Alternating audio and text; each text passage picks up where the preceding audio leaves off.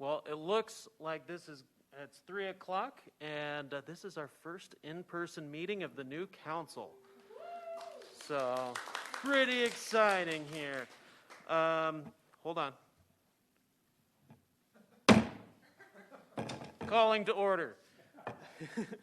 Notice to the public that the City Council may move into executive session on any of the agendized items for legal advice and discussion. Roll call, please. Mayor Deasy. Here. Vice Mayor Daggett. In person. Councilmember Aslan. Councilmember McCarthy. Here. Councilmember Salas. Fully and physically present. Councilmember Shimoni. Here. Councilmember Sweet. Present. Vice Mayor, would you please lead us in the Pledge of Allegiance? It would be my honor if everyone could stand as you are able. I pledge allegiance to the flag of the United States of America and to the republic for which it stands, one nation, under God, indivisible, with liberty and justice for all. Thank you, Vice Mayor. And Councilmember Shimoni, would you lead for the mission statement? Thank you, Mayor. It's been my pleasure. The mission of the City of Flagstaff is to protect and enhance the quality of life for all. Thank you. And that brings us to agenda item number 4, our public participation. And we do have one speaker, Raina Delmar, if you would like to come up.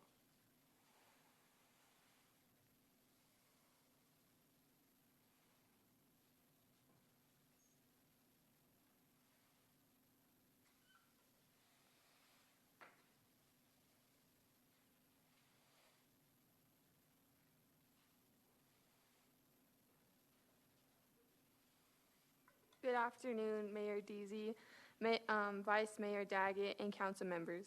My name is Raina Delmar, and I am a senior at Coconino High School and the co-president of Coconino Anti-Tobacco Students, or CATS. On July 2nd, 2019, the City of Flagstaff passed a comprehensive best practice and model tobacco 21, T21 ordinance, which raised the legal purchasing and sale age of tobacco products from 18 to 21 years old. This included all nicotine and commercial tobacco products, including electronic cigarettes. CATS understands COVID-19 has shifted many priorities, including T21, but we all want to reiterate the importance of implementing all components of the T21 ordinance, which included the application of a tobacco retail license for all tobacco retailers throughout Flagstaff. A tobacco retail license is an effective tool in enforcing rules about selling tobacco, including T21. It would give Flagstaff authority over how and where tobacco is being sold while enforcing certain conditions, such as youth access and selling to those under 21 years old. As stated in the ordinance, this would include fines and suspension and or loss of a license when tobacco retailers are not abiding by local law. On behalf of CATS and Arizona students aiming for prevention, I greatly appreciate your help with the advancement of the tobacco retail license portion of the Tobacco 21 ordinance. Thank you for your time. Thank you, Ms. Delmar, and thank you to CATS for your advocacy. I do understand we have one individual that is tapping in electronically for public participation. Yes, Ms. James, you may go ahead. Thank you. Hello, Mayor, Vice Mayor, and Council. My name is Michelle James. I'm the Executive Director of Friends of Flagstaff's Future. I would like to speak to you today about the proposed relocation of the Flagstaff Medical Center. As you're aware, there's been much discussion within the community this summer about the proposed move of the hospital to the southern edge of Flagstaff city limits. While many of the concerns expressed by the community about this move will be answered as a part of the Northern Arizona Healthcare application process and subsequent neighborhood meetings and public hearings, two main issues deserve wide public input before any decisions are made about the relocation of the hospital. What are the positive and negative impacts on the community of moving the hospital from a central location in town to a location on the outskirts of the city? And what will happen to the current hospital site on North Beaver Street? Both of these issues have enormous impact on the community as a whole, and they deserve to be given thorough consideration. To date, there has been little to no communication about these issues within the community. Friends of Flagstaff's Future, speaking on behalf of our hundreds of members, requests that the Council ensure a transparent review process that includes robust community input. Among the many questions to be answered are, what are the opportunities afforded the community by the hospital move to the edge of town? What are the limitations and drawbacks to the community of moving the hospital to the edge of town? What are the impacts of this move on the city's commitment to sustainability, smart growth, and climate resilience? What is the plan for the current hospital site, and how does that plan fit with our regional plan? What is the proposed timeline, and how will it ensure adequate community input? The proposed relocation of the hospital is a significant development issue that will directly affect much of the population of Flagstaff, as well as the character of our community. The community needs the process of evaluating the hospital relocation to proceed at a pace that will allow consideration of both the opportunities and impacts within the entirety of our city. A public process is needed that allows the voices and ideas of the Flagstaff community to be heard and used to shape the future of our current hospital site. Thank you. Thank you, Executive Director James. We have one more person tapping in remotely for public participation. Ms. Keeler, you may just give me a quick second, sorry. Ms. Keeler, you okay? Go ahead. Sorry, Ms. Keeler, could you please restart and unmute yourself?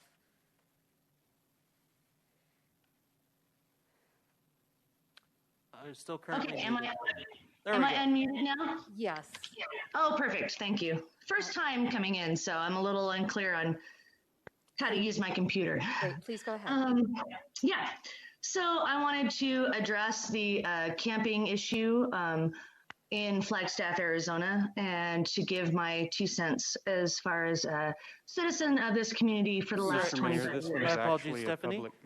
Oh, no, yes. My apologies, but because this is an agendized item, Oh, if you could sorry. tap in a little later for that, and then that also provides opportunities for us to converse back and forth, rather than a Perfect. general public participation that doesn't allow us to do that. So, Gotcha. I didn't know when. Thank you. no worries. I will. Yeah. Thank you. All right. Is that the last for the general public participation, Ms. Fobar? Excellent. All right. Well, that brings us to agenda item number 5, proclamations and recognitions. And we have a proclamation right here for Camp Colton Week for 50-year anniversary. Do we have Ari here or? Okay, there we go. Excellent. Well, do we want to do the traditional thing? We get back to some normalcies, even though I don't know if the mics are going to be able to pick up on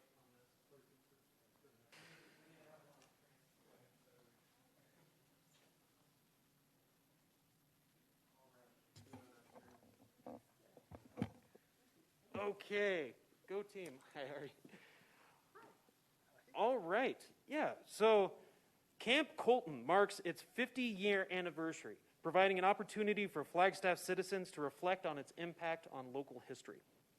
And with more than 40,000 children from across northern Arizona attending Camp Colton since 1971, making the experience an important rite of passage of area children.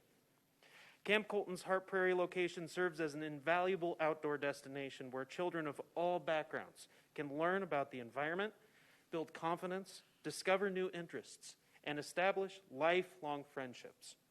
Camp Colton represents our community's commitment to supporting children's well-rounded development and fostering an appreciation for the natural world. The City of Flagstaff celebrates Camp Colton's accomplishments and promote its success in the coming years. Now, therefore, I, Mayor Paul J. Deasy, Mayor of the City of Flagstaff, Arizona, do hereby proclaim the week of August 23rd as Camp Colton Week.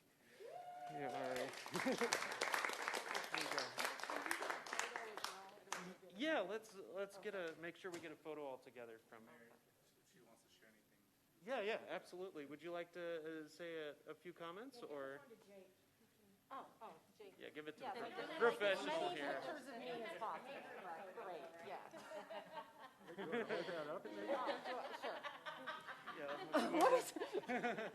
Can't wait for these photos. They're going to be amazing. I just want to thank everyone, especially Vice Mayor Daggett, who really helped me get this on the agenda. And the entire community that supported Camp Colton. It really is, as a teacher says, Camp Colton shows our kids that our community loves them. And it's truly a special experience that isn't found most places across the rest of the country. And I'm so honored that I'm a part of this organization and honored to receive this recognition. So thank you. Thank you. All right. Thank you. Thanks, everyone.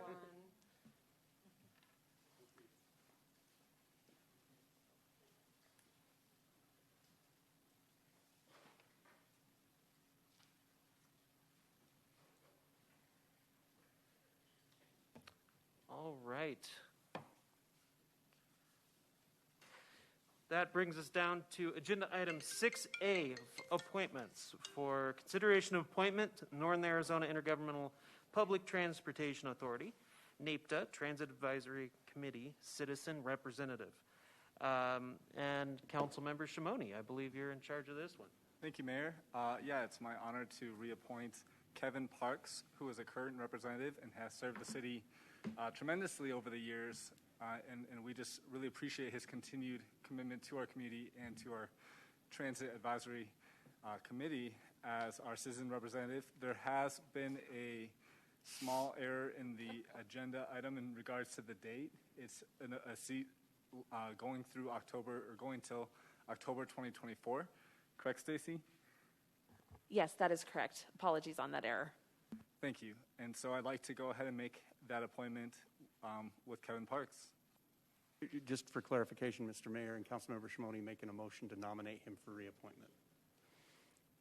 I'd like to nominate Kevin Parks to a term expiring October 2024. Thank you. I can second that motion. All right. I have a motion by Councilmember Shimoni, seconded by Councilmember McCarthy. Any further discussion? All those in favor? Aye. Aye. Any opposed?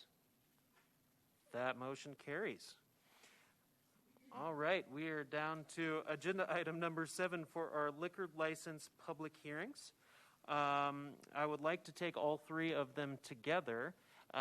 Do we have any information from city staff regarding these particular liquor licenses? Thank you, Council Mayor Ryan Charlie with the Flagstaff Police Department. I'm here to answer any questions you may have with the applications before you. I found no derogatory records with any of the applicants or of the businesses, and I think the applicants are present as well. Thank you. Thank you. Well, I'd like to welcome any of the applicants if they would like to speak on their behalf, or otherwise we can continue on with this hearing. And Mr. Mayor, we would just need to make a call to the public for anybody that wants to comment as well. Yes, excellent. Would any of the applicants like to speak at all?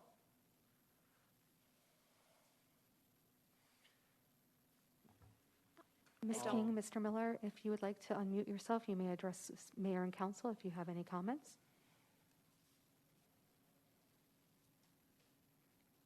Mr. Miller, please go ahead and unmute yourself and go ahead.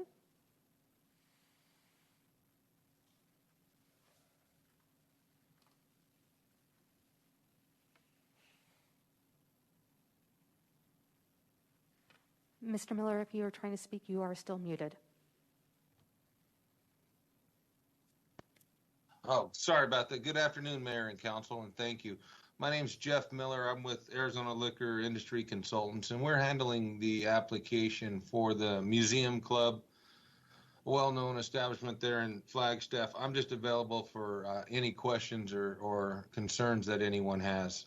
Just wanted to make sure we're available and make sure we let you know that. So thank you for your time and consideration. Thank you, Mr. Miller. I do believe Councilmember Salas might have a comment or question. Thank you, Mr. Mayor. I have a question which may be a typo because in the Sergeant Turley's report, it says the bar hours are 11 a.m. to 2 p.m. So please clarify the bar hours. Yeah, the bar hours are definitely going to be from 11 a.m. to 2 a.m. For the last service, and then they have until 2:30 to get everybody out and safely home. So yeah, the intent would be to be open until 2 a.m. Thank you for that clarification, and I thought it was a typo. If I may make a further comment, Mr. Mayor, and prior to my motion. Of course. If I may, yes. First of all, I am just enthused to see, first of all, the Museum Club opening its door again. It's been in operation for 46 years, and with the new management, and it has been promoting local artists to provide live music as well, and it has hosted the recent folk festival in July, which also promote our local musicians. And a lot of people know that I typically go to the Museum Club for the line dancing lessons. Unfortunately, the teacher had an injury, so the lessons had been canceled for a while, and I believe there's a new teacher coming in.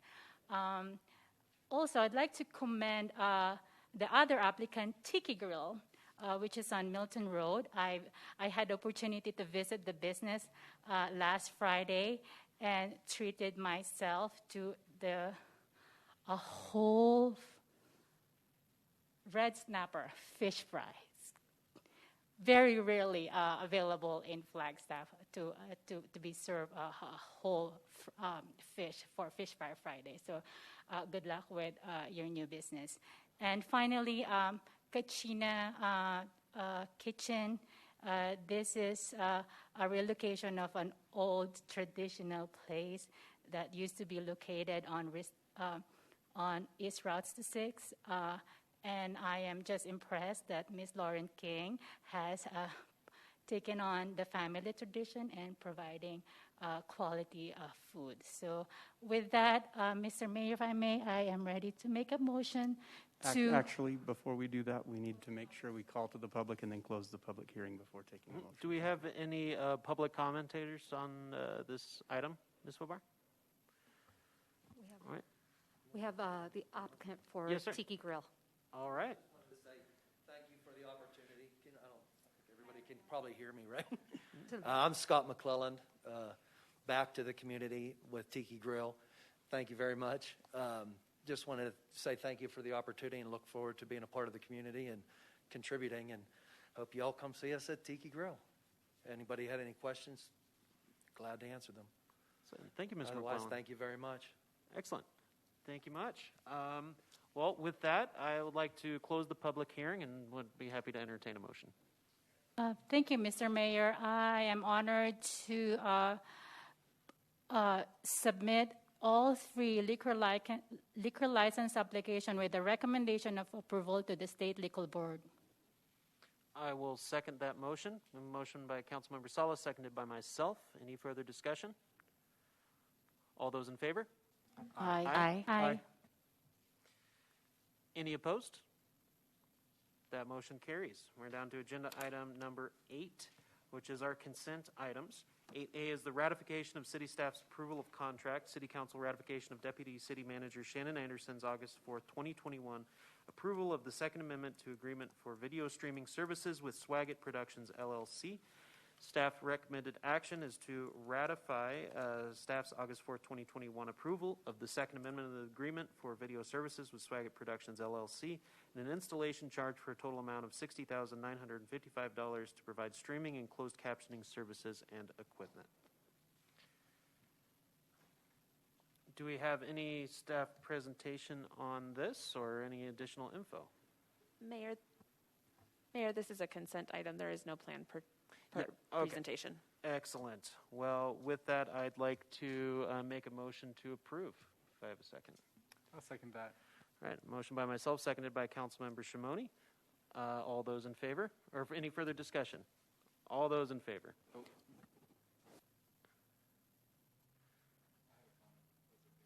Oh, yeah, go for it. Thank you, Mayor. Quick comment. I've been emailing with staff. I was just wondering if the council can get an update on the YouTube streaming, or is that a different conversation? Mr. Mayor and Council and Councilmember Shimoni, that is something that we're working on, and it has been budgeted for and should be included in that. There was something that we need to look at from a legal perspective, but If we needed to go into e-session on that, we can. I don't think it's necessary. I think we're going to be able to move forward. Thank you. Thank you. Thank you, Mayor. Excellent. Well, all those in favor? Aye. Aye. Any opposed? That motion carries. We are down to agenda item 9A of our routine items. Consideration and approval for a digital ad server contract. Approve the service contract with C-Source LLC for a digital ad server in the amount of $160,000. Staff recommended action is to approve the annual service agreement with C-Source LLC and execute a $160,000 contract, and authorize the city manager to execute the necessary documents. Good afternoon, Mayor, Vice Mayor, Council. Trace Ward, Discover Flagstaff Director. Thanks for letting us present today. I'm going to share my screen, and I hope that this works. If someone could please let me know if it works, that would be appreciated. I'm seeing it. Okay, let me see if I can make it into a slide presentation. How's that look? Is it on the screen? It's up, but it's not in slide presentation mode.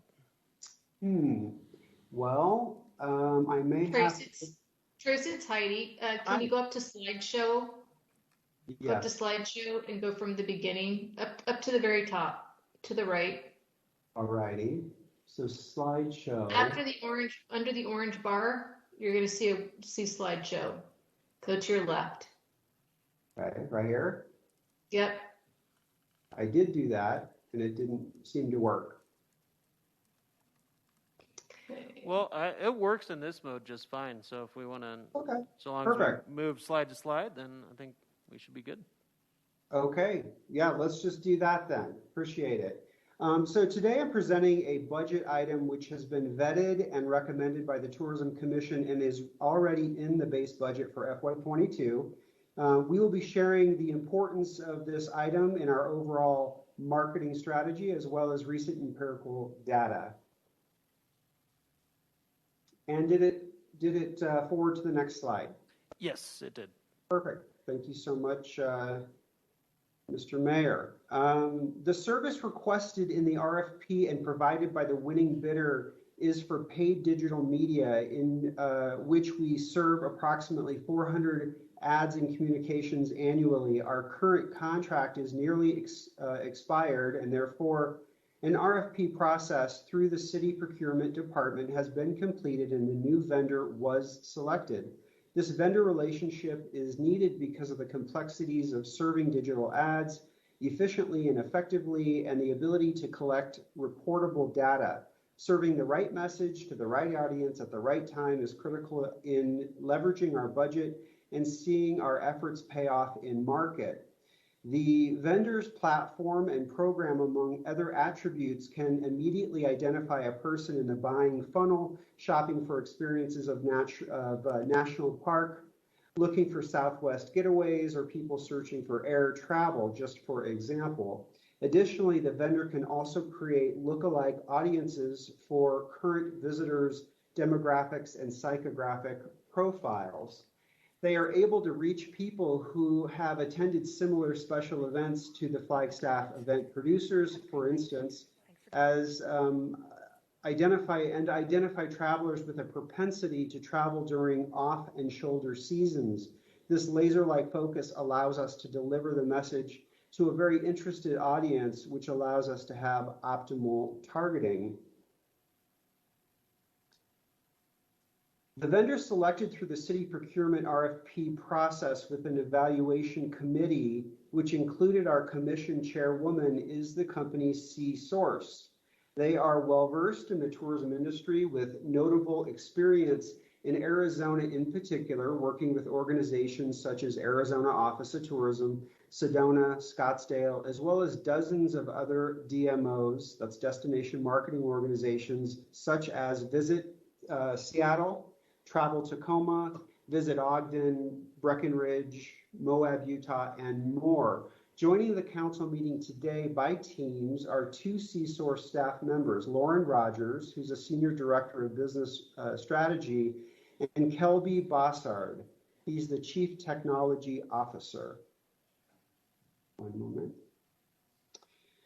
Here are just a few industry economic indicators from the start of the calendar year through June. Our traditional accommodations have seen higher than average daily rates and occupancies that are higher than they were in pre-pandemic 2019, and Flagstaff is trending above the state.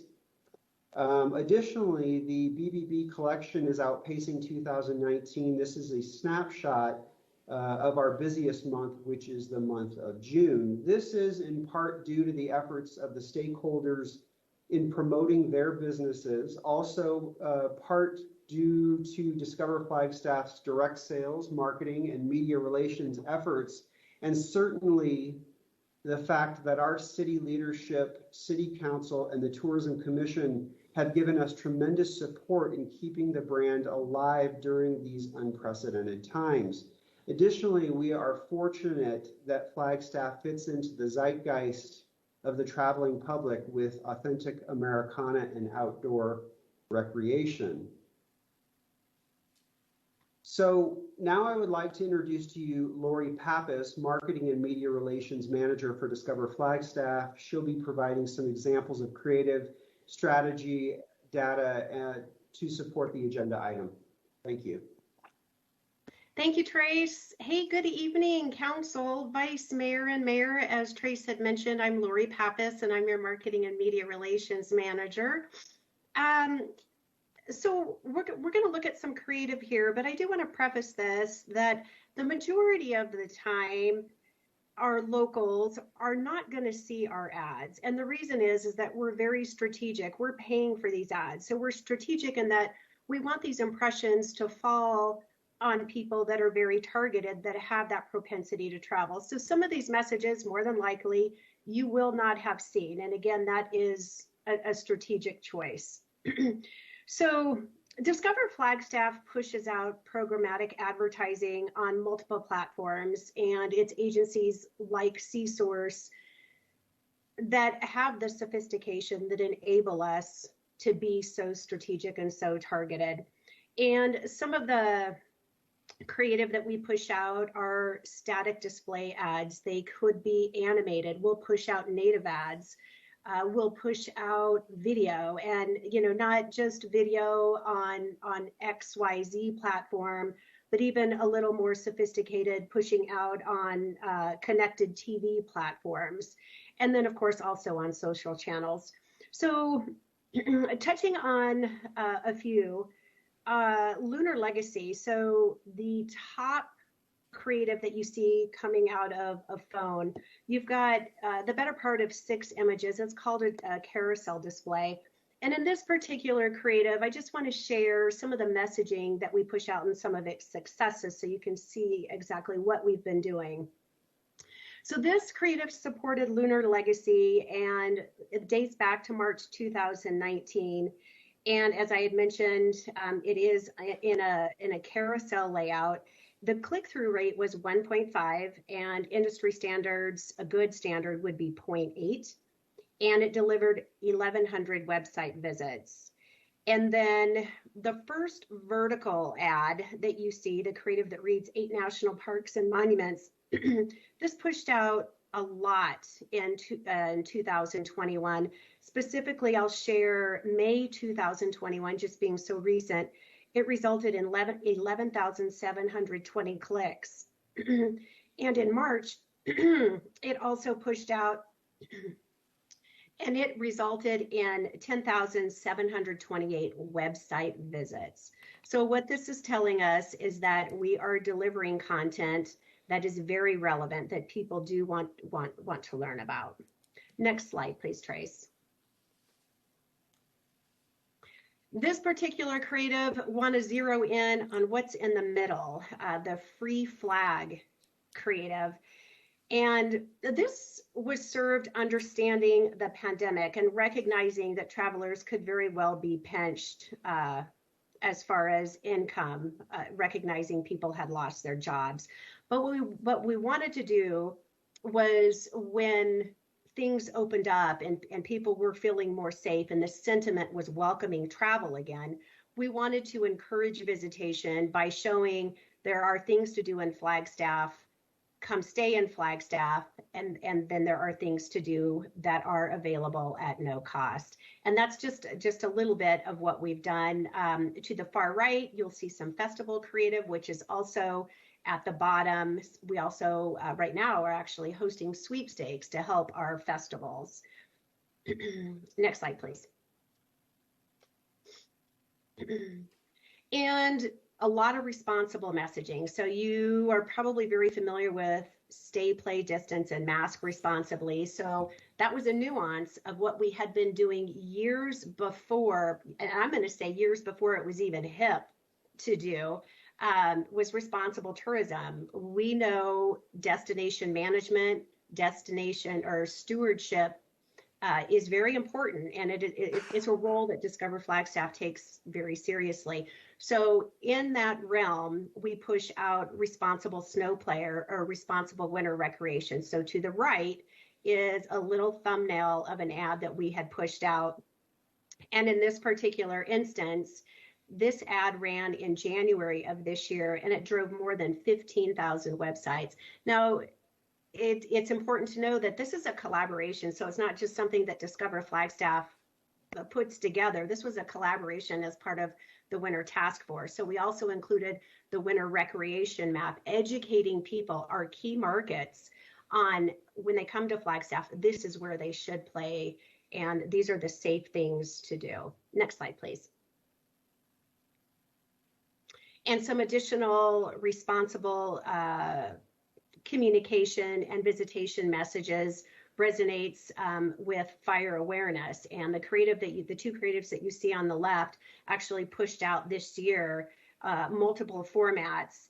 And the stay and play awareness for fire had or resulted in our landing page, our fire awareness landing page, ranking among the 10 most visited pages on our website. And similarly to Winter Rec, this was also a collaboration with our city and county firefighters. Next slide, please.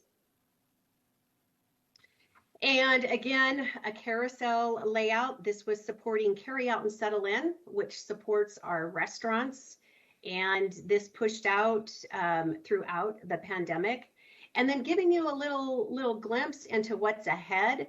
We know that there is demand for road trips. People are packing the cars, multi-generational, and driving to destinations. So this is a little glimpse at what we're looking at to push out actually next month. Next slide, please. So we have a reoccurring budget item, as Trace had mentioned, and it is a $170,000 budget item. I do know that in the staff summary, $160,000 was called out, and I just want to add some clarity around that. $10,000 of that $170,000 has been allocated to a dashboard, and that dashboard is research-based, and which is the beauty of what the evaluation committee found in C-Source. And they have put together, or they have a platform that allows us to really guide our strategies and really make informed decisions. So I just wanted to make that clarity. And then also it's important to point out that 82% of this budget is allocated for ad placement, ad spend. Important to know. I'm not going to go over the rest of the speaking points here. But I do just in summary want to share that the C-Source platform will definitely elevate Discover Flagstaff's digital ad program. Just with efficiencies, as I had mentioned, their dashboard is phenomenal, and it is something that our evaluation committee had zeroed in on. And let's go ahead and go to the next slide. So at this point, I do want to remind you that we do have our C-Source experts on the meeting call. And then I'm also happy, Trace too is available to answer any questions that you may have. Thank you. City Council, any comments? Shimoni? Thank you, Mayor, and thank you both for the presentation. This is a interesting new platform, and I can see the benefits already. So well done. Quick question: do any of our ads go out in Spanish? Councilmember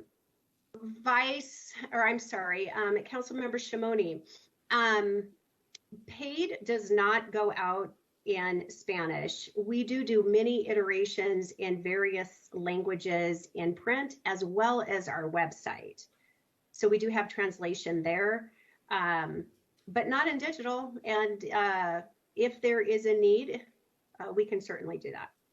So I love what we're doing. I think y'all do amazing work. And I would just, I personally think we should maybe expand to other cultures and also feature our culture, because we have such a wonderful thing here in Flag. But I do fully trust you all to do what you think is right too. But if there was room to do some more in Spanish, I think that would be a benefit to target that market as well.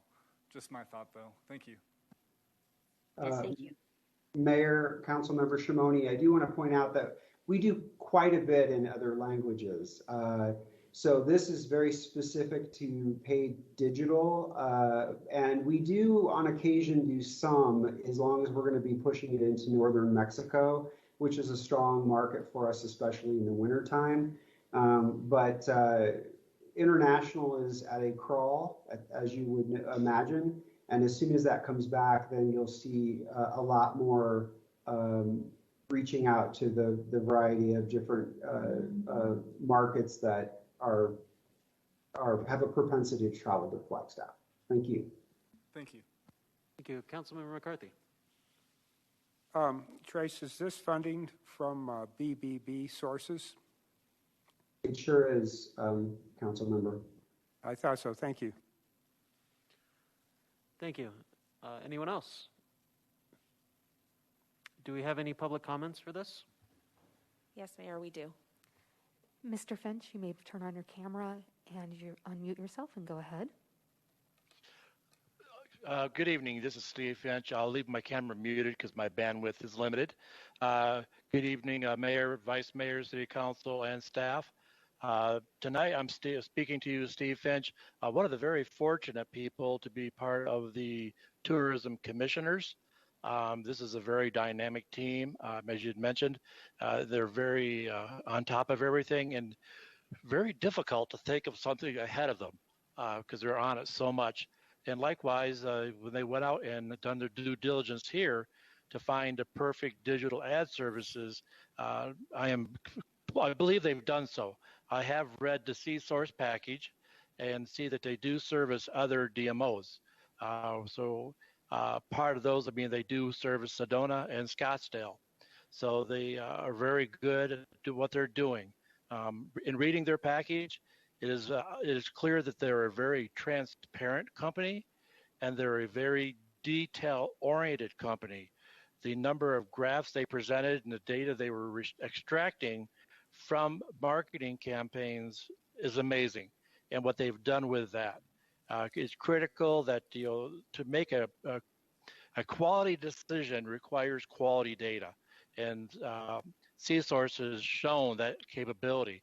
And they need to be completely transparent with the tourism team, which they have also, they're displaying that in their bid package. And they are, like I said, they're data-driven. Their ads, they test them, they know what's going on, and they provide great recommendations on how to enhance anything going on. This is a very critical service to the Discover Flagstaff team, and I personally do recommend, as a commissioner, one of the commissioners, to use C-Source as our digital ad services. Thank you. Thank you, Mr. Finch. With that, I would like to move to approve the annual service agreement with C-Source LLC and execute a $160,000 contract. I'll second that. Seconded by Councilmember Sweet. Any further discussion? All those in favor? Aye. Aye. Aye. Aye. Any opposed? That motion carries. We're down to agenda item 10A of our regular agenda. This is the consideration and adoption of resolution number 2021-41, a resolution approving an intergovernmental agreement between the City of Flagstaff and Coconino County for submission of a grant application and approval upon award of the U.S. Department of Justice fiscal year 2021 Edward Byrne Memorial Justice Assistant Grant. Staff recommended action is to read resolution number 2021-41 by title only. Good afternoon, Mayor and Council. I'm Allison Hughes, the Support Services Manager with the Flagstaff Police Department. The Police Department would like to request the consideration and approval of the JAG grant application.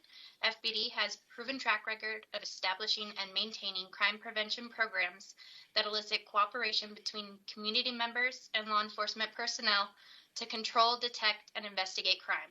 The police department utilizes these grant funds to help with community policing activities such as Tequila Sunrise, New Year's Eve festivities, community support meetings, block watch meetings, educational presentations, cleanup projects, National Night Out, car seat safety prevention, and 4th of July parade.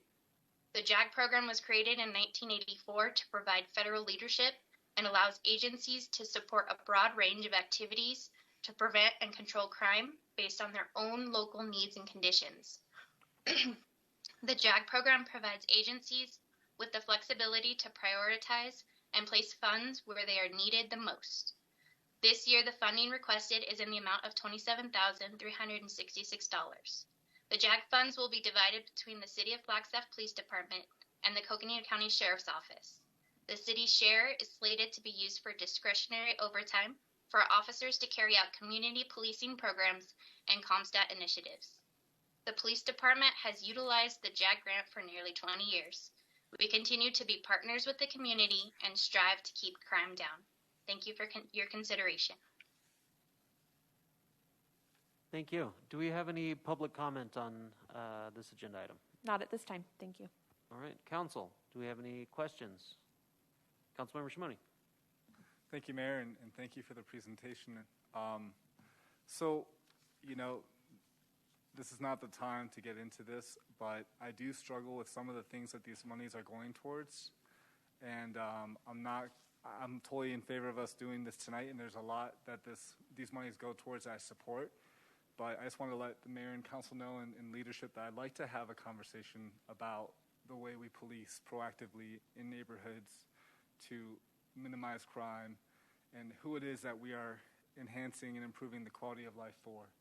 I do think that that's a policy discussion, and I know it's really difficult to have that discussion, but I think it's one that we should and could have. So I just wanted to raise that point.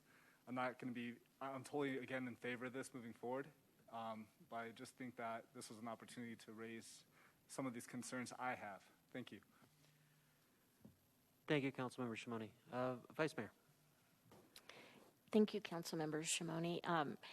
I'm in agreement that I would like to have a future discussion, especially as the alternate response, just how things might change moving forward. So if staff could be thinking about bringing a discussion to us in the near future, that would be great.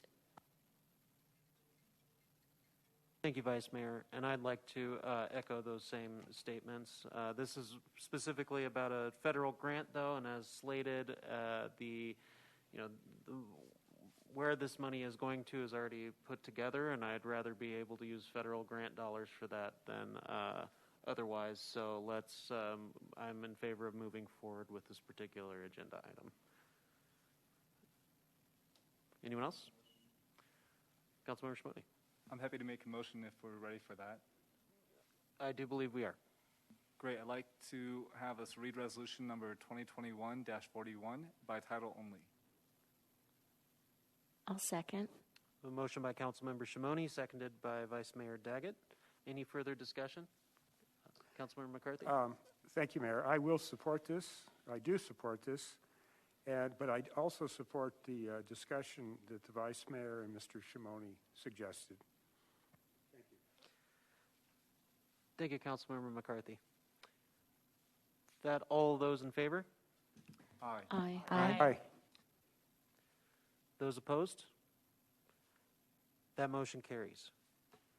A resolution of the Flagstaff City Council approving an intergovernmental agreement between Coconino County and the City of Flagstaff for the application for the Edward Byrne Memorial Justice Assistance Grant, JAG, program, FY 2021 Local Solicitation / CFDA number 16.738. I move to adopt Resolution 2021-41. Second. I have a motion by Councilmember McCarthy, seconded by Councilmember Salas. Any further discussion? All those in favor? Aye. Aye. Aye. Any opposed? That motion carries. We're down to agenda item 10B, consideration and adoption of resolution number 2021-40, a resolution approving an amended intergovernmental agreement between Coconino County Juvenile Court Services Department, Coconino County Accommodation School District, and the City of Flagstaff for use of city's Hall Jensen Recreation Center by the school district for the Juvenile Transition School. Staff recommended action is to read resolution number 2021-40 by title only.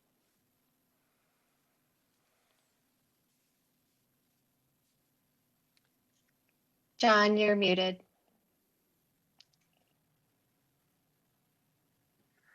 Thought I got everything all correct, but forgot to unmute. So yes, good evening, Mayor, Vice Mayor, and City Council. This is John Wilson, the Recreation Manager, and I'm here. We have an amended intergovernment agreement that we brought to you back on July 6th. After the City Council approved that amendment, or that IGA, the state identified two mandatory provisions that needed to be added to the agreement.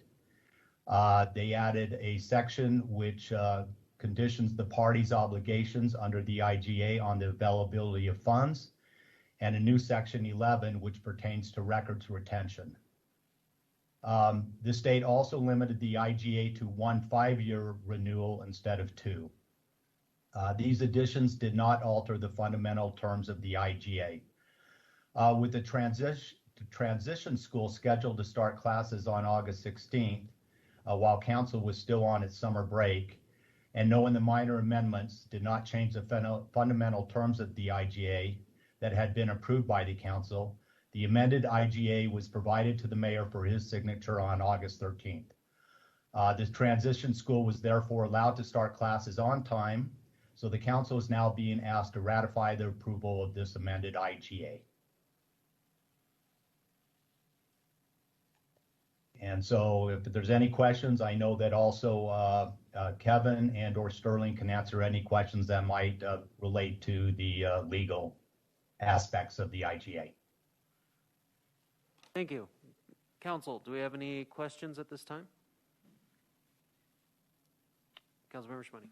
Thank you, Mayor. I'm just excited for this to continue forward, and I'm glad to hear that things are up and running at the rec center. I think this is a great opportunity and an awesome example of collaboration that I think will benefit the community.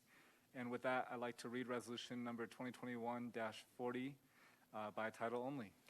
I second that motion. I have a motion by Councilmember Shimoni, seconded by myself. Any further discussion? All those in favor? Aye. Aye. All those opposed? That motion carries. City Clerk. A resolution of the Flagstaff City Council approving the amended intergovernmental agreement between Coconino County Juvenile Court Services Department, Coconino County Accommodation School District, and the City of Flagstaff for the use of the city's Hal Jensen Recreation Center by the school district for its juvenile transition school. I'd like to motion to adopt resolution number 2021-40. I'll second. A motion by myself, seconded by Councilmember McCarthy. Any further discussion? All those in favor? Aye. Aye. Aye. Any opposed? That motion carries. We're down to agenda item 10C. That's the consideration and adoption of ordinance number 2021-19, an ordinance amending Chapter 5 of the City Code pertaining to the establishment of fees for fire department services outside the city limits. Staff recommended action is to read ordinance number 2021-19 by title only for the first time. City staff. Mr. Mayor, members of the council, good afternoon. Mark Gaylord, your fire chief. This item is an ordinance that will provide for us a little clarity and also remove some language to also make the ordinance and the direction for staff and for those that are contracting with the city a little bit of clarity in how to interpret the establishment of fees for service outside the city limits. Predominantly the removal of pretty significant portions of that section of code that have sunset, so they're not applicable anymore. That's achieved by this ordinance. And the other is that the ordinance provides clarity for staff. We believe that the intent of the initial ordinance was to use the assessed value, the same assessed value factor that is in use by the city for the determination of taxes. After Prop 117, there was now two assessed values, sets of data provided by Coconino County Treasurer's Office. Our thought is the intent was that the limited assessed value, the same one the city uses in determination of its taxes, would and should be the assessed value used to determine fees for services outside of the city. If you have any questions, I'm here to answer any questions that you may have, and happy to entertain those questions now. Thank you, Chief Gaylord. Council members, we have any questions at this time? Councilmember Shimoni. I always have questions. I'm sorry. Hi, Chief. How's it going? Questions for you. First question, in one of the portions of the agenda, it talked about potential to lower city revenues by about 15%, but then an offset of 5%. Does that mean that it's more like a 10% potential loss of revenues per year? I actually think that it's going to be much less and much more incremental than that, council member.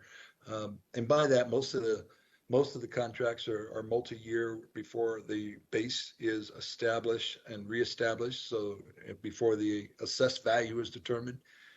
And so we, in the last several years, have seen some significant growth in assessed value inside the city and outside the city. So although the math and the computation says that we could see some financial impact up to 15%, in my view, it's highly unlikely. And if you wanted to get more into the potential tax impacts, we have some amazing financial minds on staff that can step up to the plate and attempt to do a better job than I just did. That's fine. I was just curious. I think that's good for now. Thank you, Mayor. Thank you, Councilmember. Anyone else on this item before I entertain a motion?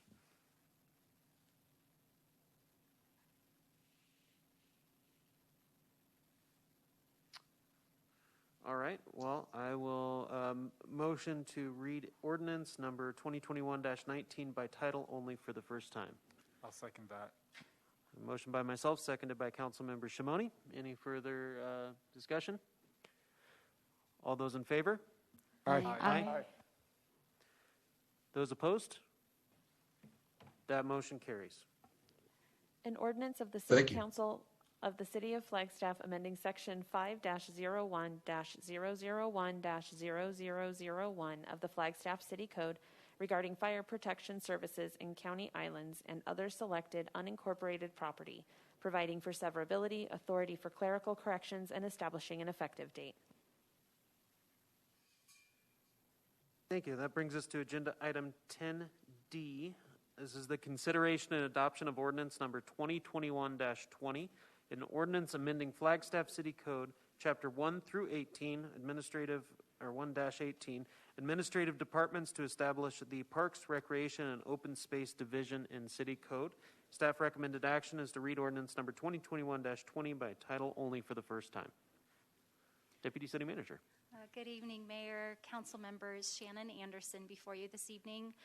Just here to answer any questions that you might have. Again, the change that we are looking to facilitate in this process is moving Parks and Recreation from a section within Public Works to a division, Parks, Rec, and Open Space, that would report to myself. Thank you, Deputy City Manager. Council, any questions at this time or comments? I'm looking at you, Shimon. I got you all day.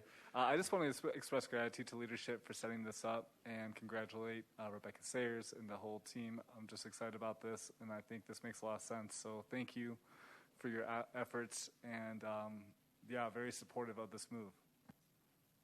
Thank you, Councilmember Shimoni. Vice Mayor.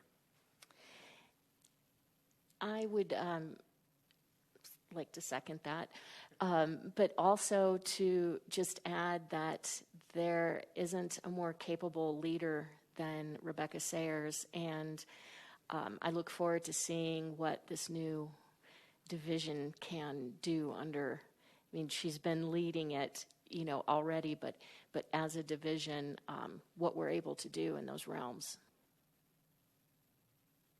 Excellent. Councilmember Salas. Thank you, Mr. Mayor.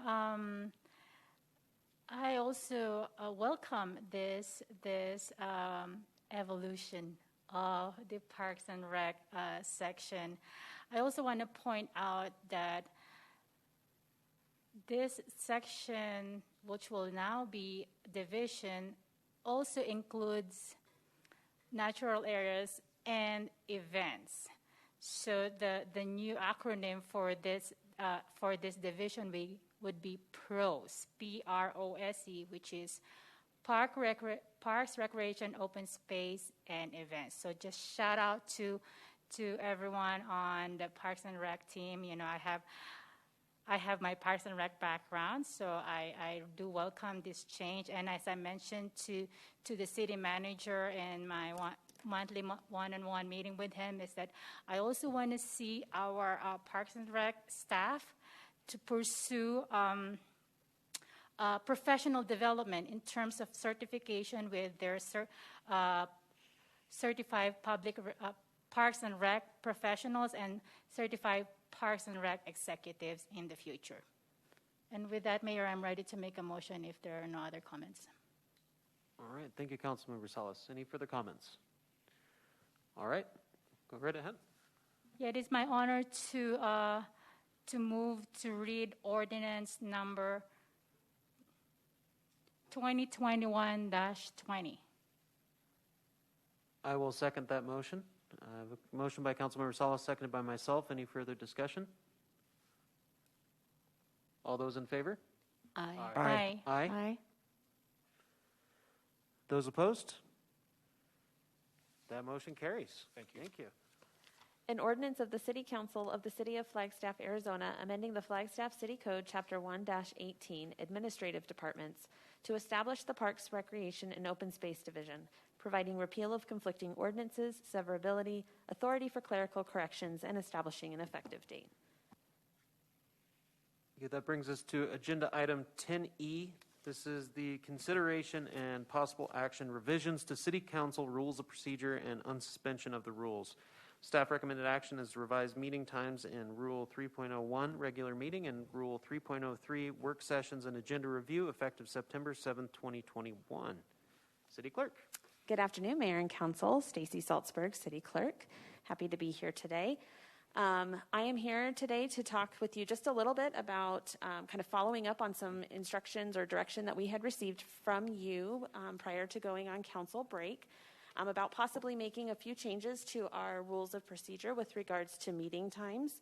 And then also to talk a little bit about the unsuspension of our rules that we've been operating under during the pandemic, now that we're kind of heading into a more hybrid setting and in-person attendance. So one of the things that we heard, like I said, is a possible adjustment to our meeting times. So I've included a couple of options here for consideration. Option number one would to be leave things as they are currently set out in the rules. So if you recall, back a little while, we changed the meeting times to have a 3 o'clock start time for our routine items.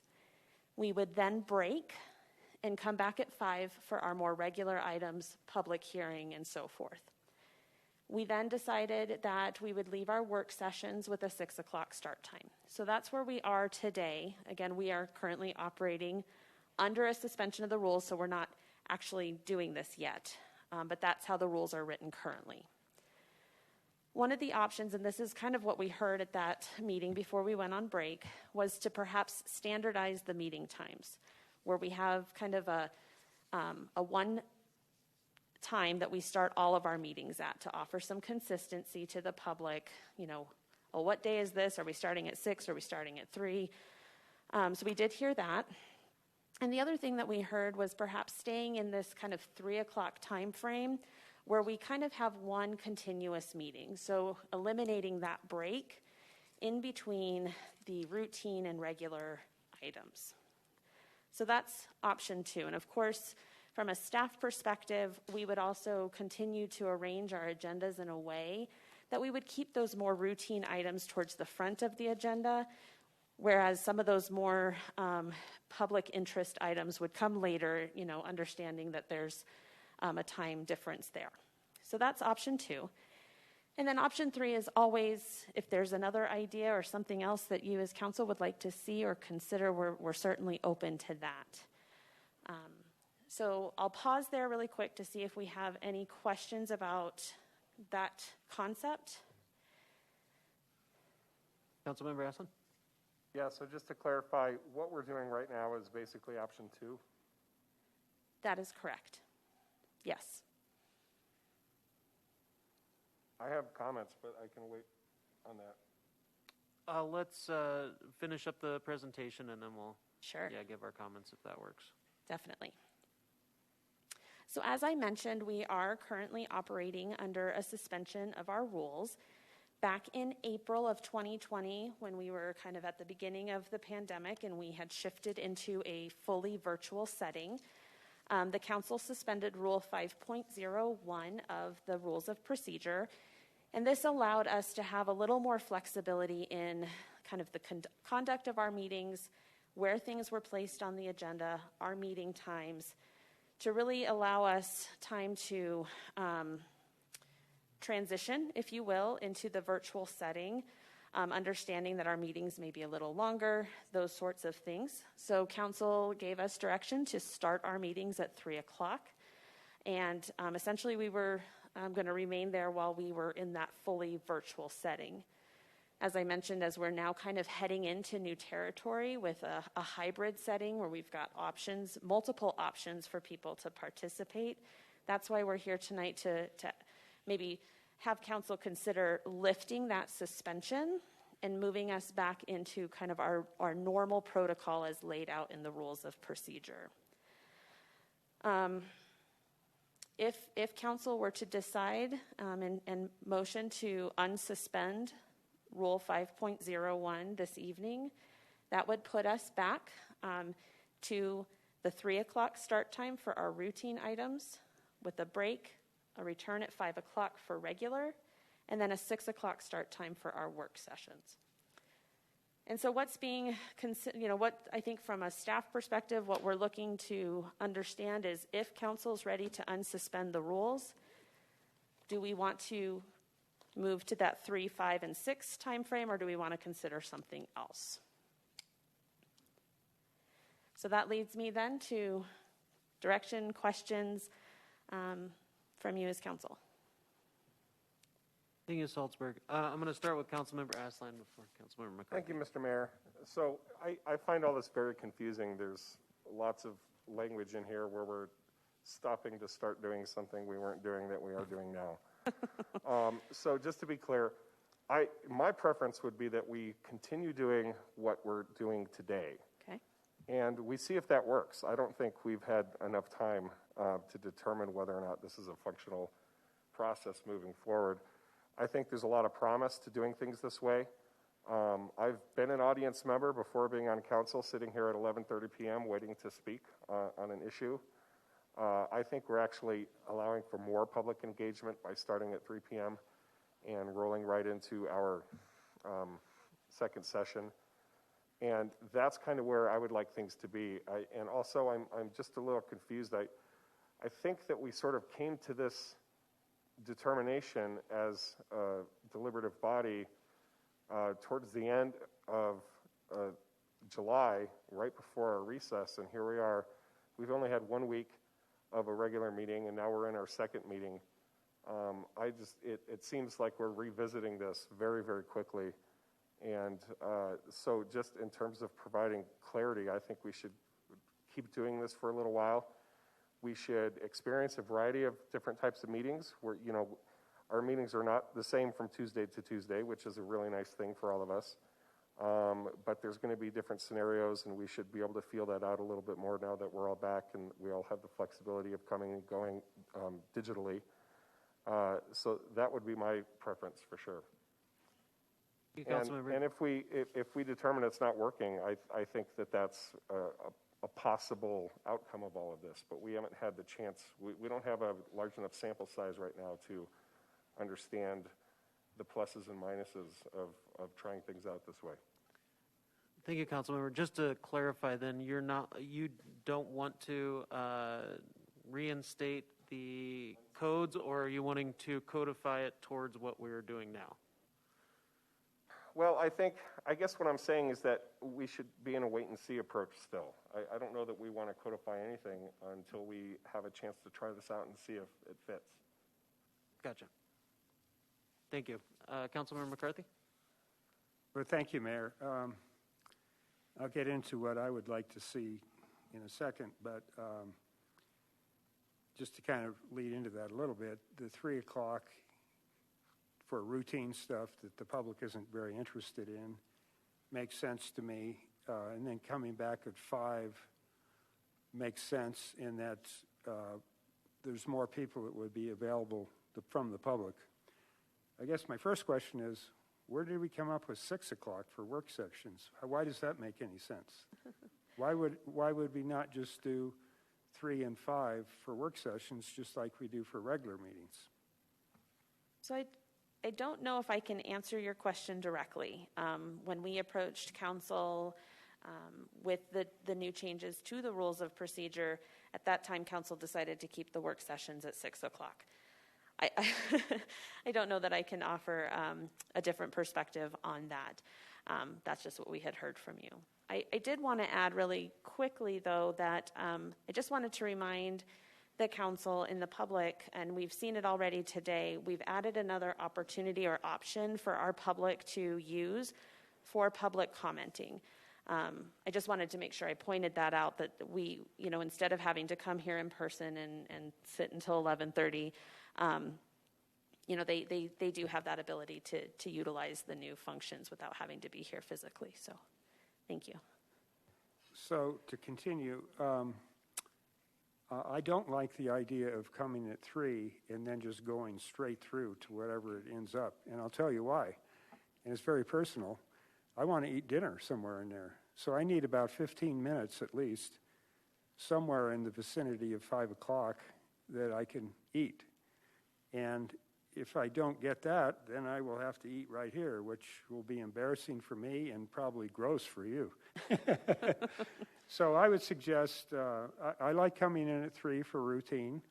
I like coming in at 5 because then the public can come in and be part of it, because admittedly a lot of people, depending on the work schedule, even that won't be early enough or late enough. But the other side of that, of course, is these meetings that go on till 11 or midnight, which becomes ridiculous for both the public and for the council members. And I see no reason to have the work sessions any different than regular. So I would suggest the 3 and the 5. And that is my preference for the reasons that I just stated. Mayor, can I ask a clarifying question? Yes. So with the work sessions, Councilmember McCarthy, we historically haven't had a break in our work sessions. We have started at 6 o'clock and then just had a continuous meeting. Are you suggesting a 5 o'clock start time, a 3 o'clock start time for those work sessions? Well, if they're just routine stuff, I guess work sessions don't tend to have routine stuff. They're more like discussions. So the public would probably be interested in the whole work session. Is that true, Mr. City Manager? Yes, it is, Council Member. And since I have the microphone on, just an opportunity here to remind Council, these are your rules. These have been promulgated by you and your predecessors in the past. We're here to serve and to arrange your meetings according to how you would like them. So I think this is a very good discussion, but we're here to take notes. Thanks. Well, I understand that. So, Stacy, in answer to your question about starting work sessions at 3, it sounds like that might be inappropriate because the public might be very interested in those items. So I would suggest then that we start work sessions at either 5 or 6. I could live with either one of those. But going from 3 continuously on without at least a 15-minute break, I don't find acceptable. Thank you, Councilmember. Vice Mayor, followed by Councilmember Sweet. Thank you, Mayor. So I originally was a proponent of starting council meetings at 5 so that the public could better participate. But thinking about work nowadays, we really don't know what time people get off of work. We don't know if they're working from home. We don't know. Maybe they get off at 10 p.m. I mean, there's no way to effectively know that at 5 p.m. people are off work and able to participate. And I do think with the new hybrid system that does allow for the public to be better able to participate in our meetings. And I think, even if we did start at 3 and go straight through, we could take a 15-minute break for dinner at whatever time we wanted to. So I guess I like starting at 3. I hope I wasn't the one who suggested starting the work sessions at 6 because I don't know why that was. And I could go either way, really, in terms of do we just continue the meeting and stop for a break, or do we formally break and then restart again at 5? I could really go either way with that. Thank you, Vice Mayor. Councilmember Sweet. Thank you. So I would like to keep going the course that we've been doing. It seems to be working, and I do agree with Councilmember Aslan that we don't know what this will look like in person. It's hard to guess. But I think that how we've been doing it, and with all of the new modifications, people can call in, they can be part of the meeting. We don't know when work schedules are anymore. Things are very different than even 2 years ago. So I would like to see the meeting start at 3 and go continuously. I have faith in our mayor that he would give us a 15-minute dinner break, and that's what I would like to see. Thank you. Thank you, Councilmember. Councilmember Salas? Yeah, Councilmember. thank you, Mr. Mayor. I would support the continuing meeting that starts at 3 because we're offering this hybrid format in terms of public participation where they can either show up here at the City Hall or join virtually to Teams or email. And of course, attending virtually, they can do so wherever they are as long as they have internet. But I also would support like a break to provide for a dinner time. Also, a break between an hour and a half to an hour 45 minutes, just to allow us to stretch, as well as our staff and our city clerk to take breaks too. Thank you. Thank you, Councilmember. Councilmember Shimoni. Thank you, Mayor. Thank you, Council, for the discussion. Councilmember McCarthy, I think I agree with you in the sense that we should start at 3 on just non-work. Sorry, what's the term I'm looking for the type of agenda? Work session? Work session. Well, work sessions would start at 5, which is what you were saying. And then regular meetings would start at 3, if I'm understanding correctly, is what you were advocating for, I think. And I agree. Basically, I do have concerns with us starting at 3 and going straight. I'm happy to try it. I think that's totally a good option, and I hear that the council is very open to see feedback. But although I agree with you, Vice Mayor, I do think that the bulk worker population probably gets off in the evenings, and I do have concerns about them showing up at 3. But I guess we'll tell with time and see how that is, and we can always reevaluate. And then my only other comment, Stacy, is just that I've heard from a number of people in the public their struggles with understanding our agendas and trying to understand what this means. And so I don't know if there's anything we can do to better communicate, but I know that's another conversation. I would just ask if we do start at 3 and go straight regularly, that on some of those bigger days that the community wants to be involved with, if it's at all possible to put a line towards the top of the page, maybe under the start time, saying more important items typically come up at 5. I don't know if there's a way to say that doesn't get us into legal, issues, but just so that folks don't show up at 3 and then end up waiting 3 hours or something like that. Versus before, they knew at 5 we would start that second portion of the agenda, and then they'd only wait 2 hours. Anyways, thank you. Yeah, thank you, Councilmember.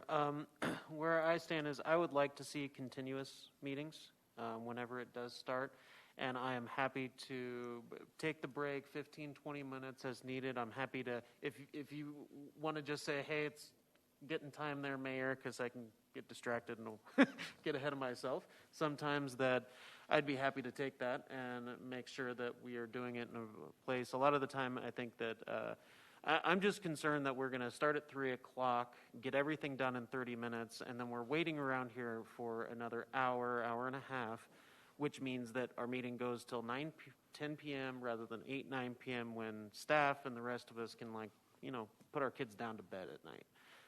Or to be able to make sure that people can continue to participate and it's not these 11 p.m. midnight sessions that we've all experienced. And then we can more ad hoc as needed for breaks, or if there's an agenda item that we have that really does have a lot of public participation expected, we can take a longer break if we and have a 30-minute break before we come up again. So I think with the continuous, with the input of all of you, that I can lead the meeting, take breaks associated, and then make sure that these bigger ticket items aren't happening before 5 o'clock.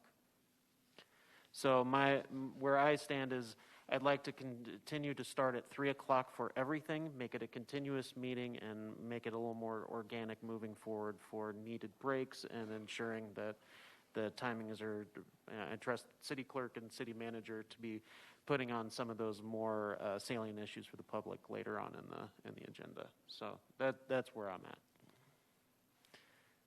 And city manager? Thank you, Mayor, Council, for a thoughtful discussion. I'd like to summarize what we've heard, and we may need some follow-up to clarify. I'll start with where I believe there's good consensus. The consensus, as we're hearing it, is to keep Rule 501 suspended and stay with the status quo, and we're fine with that. And we can check back with you later to see when you would be comfortable revisiting this in the future. At some point, ostensibly, we would want to unsuspend the suspension and formalize any changes. It does not have to happen now. We're totally good with the status quo. So there's consensus with that. There's consensus with staying with the 3 p.m. start time during regular meetings. I believe there's consensus with working with the agendas so that the lighter stuff that is not likely to garner a lot of public input, of course it's all of public interest, but public input would occur in the early hours, and then later in the evening, presumably after 5, but that would not be a set time, we will weight the agendas to have items that are likely to garner public input. Some of that will be, good predicting on our part and kind of gauging public interest as we hear it, see it in the emails and so forth. We can be very adaptive in that regard, and we will do our best. I believe there's consensus to have the meetings roll continuously with the mayor establishing break times. And we've heard from at least one council person that, actually two, that the break times should accommodate the opportunity to have nourishment during the meeting. So that will be, and unless there's clarification to be had on that, that would be Mayor at your in your role as presiding officer at the dais, you would make that determination, and I think you could certainly hear input from your colleagues as to the timing of the breaks and the duration of the breaks. Where I believe we might need a little more follow-up is on the work sessions. We heard clearly that 6 o'clock does not need to happen, but I'm unclear as to the work sessions, whether they should start at 5 or whether they should start at 3. And so if we can maybe have a quick tally on that question, that would be helpful. Stacy, is there anything else you need clarification on? Nope, you summed it up perfectly. Thank you, City Manager and City Clerk. Council, where are you at with the work sessions? 3 o'clock, 5 o'clock? Let's just go around here. I say we keep it at 3, see how it goes. I struggle with 3, but I'll give it a shot. 3 and see how it goes. 3 o'clock for me. So 3 o'clock for me and see how it goes. I will say that 3 o'clock is better for me personally. My only concern is that we might be making it more difficult for the public to get here, which was the reason we considered 5. But we can try 3 and see how it works, see if we get comments from the public. Thank you. Let's try 3 o'clock. Thank you. Yeah, I go with 3 to provide consistency. Like 2 years ago, there has always been confusion with the public whether we start at 3. No, we start at 4:30 or 6 o'clock. So, so 3 o'clock it is. Councilmember Essen. Can I make another point? Is since we're invoking all these various groups who may or may not be able to be here during certain times of a meeting, I would just add to that mix that this might actually be more convenient for commuters and parents who are schlepping kids to and from activities. The 3 o'clock start time actually provides a lot of folks in town the opportunity to weigh in when they're not off driving their kids through our busy streets. And part of that is just to say that we could argue, we could use any argument we want to invoke what time we should start based off of who's most available to be here for a meeting. But I think that's a relevant point to add to the mix. Thank you. Thank you, Councilmember. I think that gives a clear point, and we can, Do we want to sunset this at some point? 3 months, 6 months? Is that Legal counsel was just asking me that question. We're at your pleasure on this.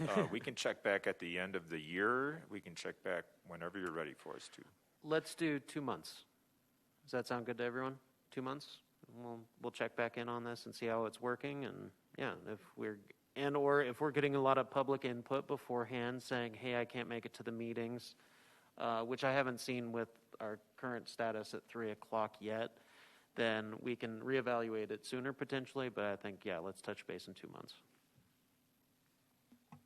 Great, sounds good. Thank you so much.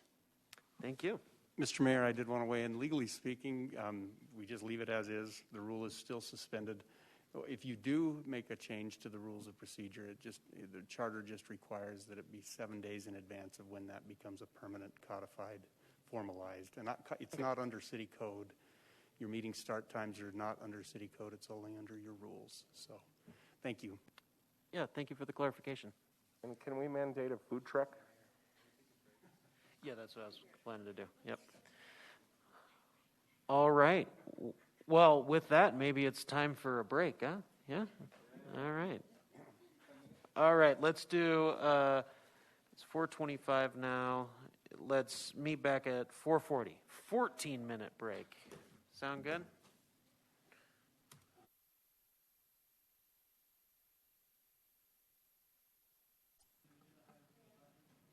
Your microphone, please. Echo 9 or Fox 3, do you copy? All right, we're working. Cool. Well, we're down to agenda item 11A, COVID-19 update on phases and special events. Deputy City Manager. Thank you, Mayor and Council. This evening's COVID update, we have for you a couple of topics.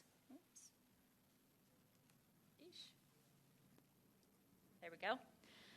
We are going to go over the recent COVID data. It's the report ending August 14th. We will do just a quick reminder of what Phase 3 includes in the city's reentry plan. We will hear an update from Recreation. John Wilson will be with us. And then a library update with Jared Tolman, our library director.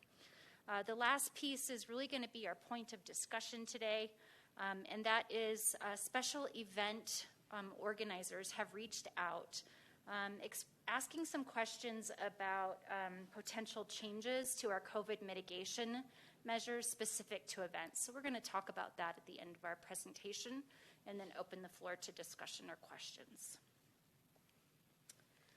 So going over our number of weekly cases, again, this is for week ending August 14th. We had 318 new cases here in Coconino County. So we're continuing to see a rise. Last week's numbers were also updated from 285 to the 294 that you see on this chart. So I try to call that out if you see changes in previous weeks for you as well. So again, looking at our weekly cases by geographic area, you will see that Flagstaff continues to see the majority of those new cases. Our hospital admissions are continuing to rise. Last week's numbers for August 7th were increased from 16 to 22. And then you see our new number of 25 for week ending August 14th. One of the points as far as age breakdown, you'll see that the number of cases have transitioned from primarily 20 to 44 age group to now the 65 and older age group experiencing the largest number of hospitalizations here in Coconino County. So this is COVID-related deaths. The number last week for August 7th was 1. It's now increased to 2. Sometimes there is a delay in the reporting on COVID-related deaths. For this last week, August 14th, we do have 1 reported for the current reporting period. Our community transmission, again, just to remind folks, the thresholds have changed, really focusing on the number of new cases per 100,000 and then the percentage of positive tests. But I continue to share with you, as well as the community, all 3 of the metrics that we've been measuring all along, so you can see how things have changed over time. Our current incident rate is 224.8 per 100,000. This compares to 201.4 the week prior. Our positivity percentage for this week was 9.8%. This compares to 9% last week. And then our COVID-like illness is recorded as 5.4% for this week, and that compares to 3.8% for last week. Our community transmission level continues to be high. The good news is we're continuing to see an increase in our number of Coconino County residents who are vaccinated. This has increased from 55.5% to 56.4%. So we're seeing larger increases in vaccinations than we had in previous weeks. So our variants of concern, you'll see fewer on this screen. What has dropped off are the California variants. And so we are watching most closely the Delta variant. This increased from 64 cases to 139 cases in a matter of a week. Now keep in mind these are samples that had been tested previously that go and then get evaluated for the variants. So it doesn't necessarily mean they're new cases, it just means they're new reporting. The Gamma has had just a slight increase of 1. It went from 19 to 20 over this last week. Our breakthrough continues to rise a little. It's at 1.9% for this most recent week of August 14th. Our Northern Arizona Hospital information, this is specific to Flagstaff Medical Center here in Flagstaff. We've seen an increase of 25 positive patients to now 34, but our pending has dropped from 1 to 0. So moving in now to the city's reentry plan, I want to just provide a quick reminder of what's included in Phase 3. It's been a little while since we've looked at it. In Phase 3, most of our facilities are going to be open with limited services. And so you'll see a presentation today from Recreation and Library that will describe that. Here at City Hall, we're still operating Monday through Friday from 8 until 1 p.m. We are still encouraging that city meetings will continue remotely. As you know, we've recently moved our city council meetings to a hybrid format. This is the first group to do that. And we'll be talking as a re-entry team next week as to if we try to transition other groups to the same hybrid format. Our seating areas are still closed, and we're doing that to discourage folks from congregating in the buildings. We want them to come in and use our facilities for business purposes or the business they need to take care of, and then to move on to the next place that they need to visit. Protective measures are still in place, and so you'll see plexiglass at customer service windows. You'll see doors indicating which door you should come in, which door you should go out. You still might see limited access inside of a building, so maybe areas where employees only will be, as well as social distancing. We continue to emphasize our employees work remotely if they can do so successfully. You'll see examples of that in this council meeting where we have some of our presentations that are coming across Microsoft Teams, and some of us are here in person. Just helps us keep our number of in-persons limited, so limiting then the exposure to potential COVID. Our indoor recreation facilities, you're going to hear more about that, so I'm not going to focus on that too much more.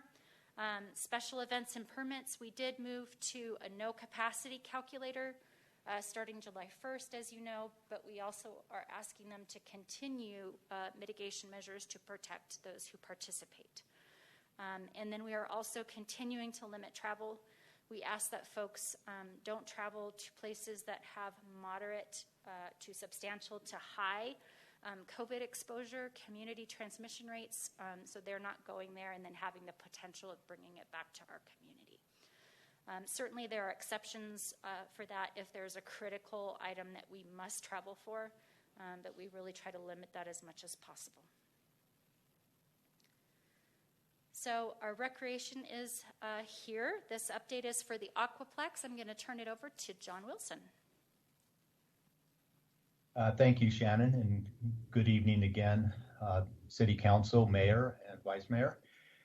Yeah, just wanted to give you a refresher on where we are with our recreation facilities and kind of a snapshot of what we kind of opened back in June and July and where we currently are. So for the Aquaplex, we are open Monday through Saturday, 7 a.m. to 7 p.m. That includes the opening here is with the swimming pool, the gym, and the fitness floor are all open, and all are being monitored to ensure proper physical distancing, wearing of the mask, and we are cleaning it and sanitizing, disinfecting on a regular basis. On the fitness floor, we have every other cardio machine is taped off and not available for use to ensure physical distancing while people are exercising. With the swimming pool, the pool is open. Obviously, we are not requiring masks while in the water, in the pool, or the spa. They are required while on deck or during swim lessons, the parents that might be waiting and watching. So any dry areas of the pool area. Lap lanes, we are only doing reservations only and allowing one swimmer per lane. And the hot tub or spa is limited to 4 people to ensure physical distancing. During open rec swim, we are limiting capacity to around 50 just to maintain that physical distancing and not getting too crowded or too large of a crowd. The community rooms, the party room, kids club, and climbing wall still remain closed currently. Next slide, please. For J Lively Ice Arena, we're open. Basically, we're kind of open as needed for the skate groups, but basically they run 8 a.m. till around 11 p.m. And use is starting to pick up, especially with NAU back and their hockey program going to be practicing in the evenings. And all of the, we do rentals for all those hockey or figure skating groups. Currently, we have no capacity restrictions, but staff is monitoring all areas, the locker rooms, the seating areas to make sure that we're not getting too many people or too crowded in there and that people can still physical distance when needed. Masks are required throughout the facility, including on the ice. The one exception, which we worked out with our youth hockey programs and other hockey programs and figure skaters, was if it was limited participation on the ice with a team practice and or figure skating instruction, where skaters were not playing a game but they were able to social distance during drills or skill instruction. They do not need to have a mask on, but coaches are being asked to be masked at all times, especially if they're having a team meeting or something like that. The party room at the J Lively is also still closed at this time for any outdoor rentals. And so next slide. For the Hal Jensen Recreation Center, we're open Monday through Friday, 10 a.m. till 7 p.m. This includes the game room, the gym, the weight room, and the upstairs class area, which is now transitioned during the day to the transition school. The facility is being monitored to ensure physical distancing and masking. It's regularly cleaned and sanitized, as well as all equipment that is checked out and returned is being disinfected, wiped down before it is checked out again. And just like the other facilities, there's no rentals of the facility by outside organizations. And next slide. And then lastly, the Josie Montoya Community and Senior Center is open Monday through Friday. Actually, Monday through Thursday, 7 a.m. till 8 p.m. And on Friday, it is open 7 a.m. till 2 p.m. The Coconino County Congregate Meal Program had returned to in-person dining for about 1 week before the mask mandate for city facilities was implemented. And then about 4 or 5 days later, the county decided that it was in the best interest of all to go back to the pickup meal. So right now we are back to doing drive-through meals, and the seniors can come and pick them up. Many of the groups and activities have decided to not meet until the COVID numbers go down. So the good thing there is they're self-regulating themselves, such as the bridge groups or any other regular activities that have met at that center.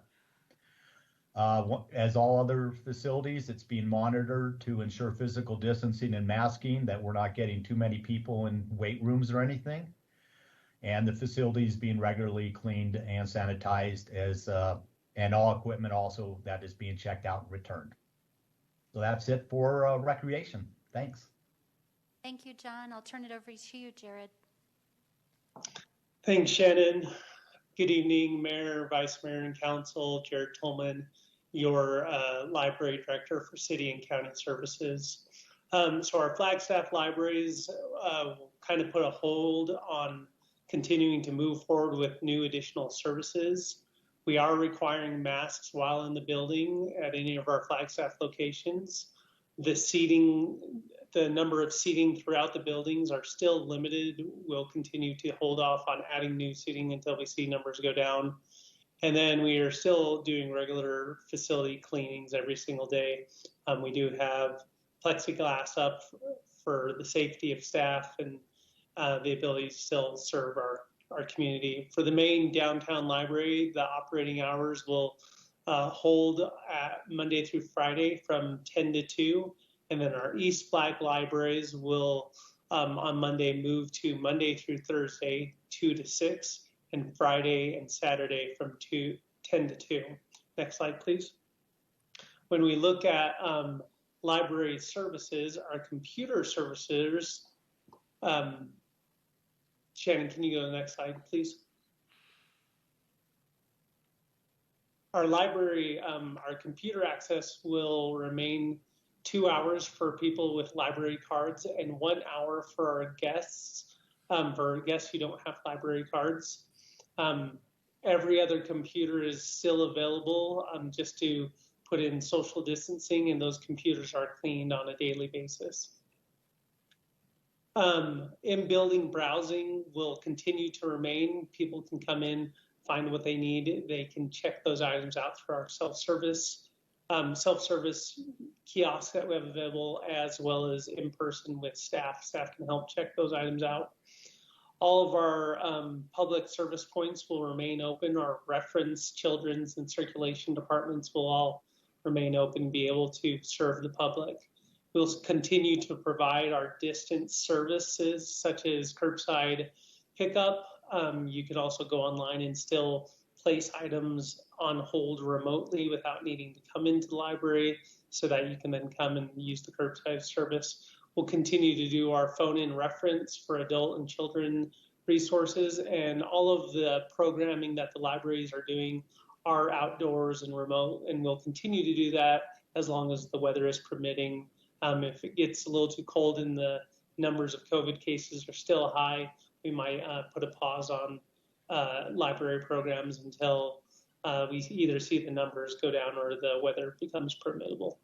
And with that, I'll Shannon. Thank you, Jared. I appreciate you and John being here. So again, the last topic that we have for council today is the special events. What we've been asked by the organizers is if they could have 72 hours notice if we choose to make changes to the COVID mitigation requirements, or if we can't provide that notice, could we exempt them from those changes if their event falls within that 72-hour period? The goal of this is really to protect the investment that they've made in planning these events. If there are significant changes that impact the number of individuals that can attend or who might be willing to attend, it has consequences for the plan that they had laid out when they made those investments in this particular event that they might be, having on behalf of the community. So that is all that we have as far as presentation. Certainly would like to get council's input on this request from our event organizers to see what your thoughts might be, and also to answer any questions that you might have on anything else we've presented this evening. Thank you, Deputy City Manager. Council, thoughts on the 72 hours or any questions regarding the presentation in our phase 3? Thank you. My thought is that I would like us to be able to honor that request for the 72-hour notice. A lot of planning goes into events, and if something major changes, I have a feeling we would know prior to the 72-hour notice. Thank you. Thank you, Councilmember Sweet. Councilmember McCarthy. Yeah, I support the 72-hour request. And actually, even that, to dramatically change the ground rules that fast could be pretty significant for an organizer. So I would support that, or even slightly more.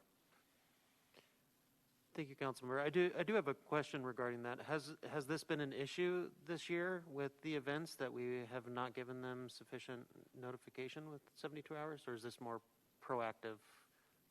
Okay. Yeah, it's more proactive. Thank you for that question, Mayor. They haven't really planned large events for a long time, right? Hullabaloo was one of the very first ones that we saw here in our community. And so as they're starting to get back into event planning and some of these larger events, there's a higher risk. And so they're just looking forward with how quickly the COVID numbers started to rise again. Just with that unknown, they want to see if there's ways of protecting those investments. Sounds good. Thank you. Councilmember Aslan. Yeah, I'll tell you what they're doing. They're looking at the data, and they're seeing the rise in cases and how the trend is not going in the right direction. I think it's incumbent upon us to give event organizers this 72-hour cushion for sure.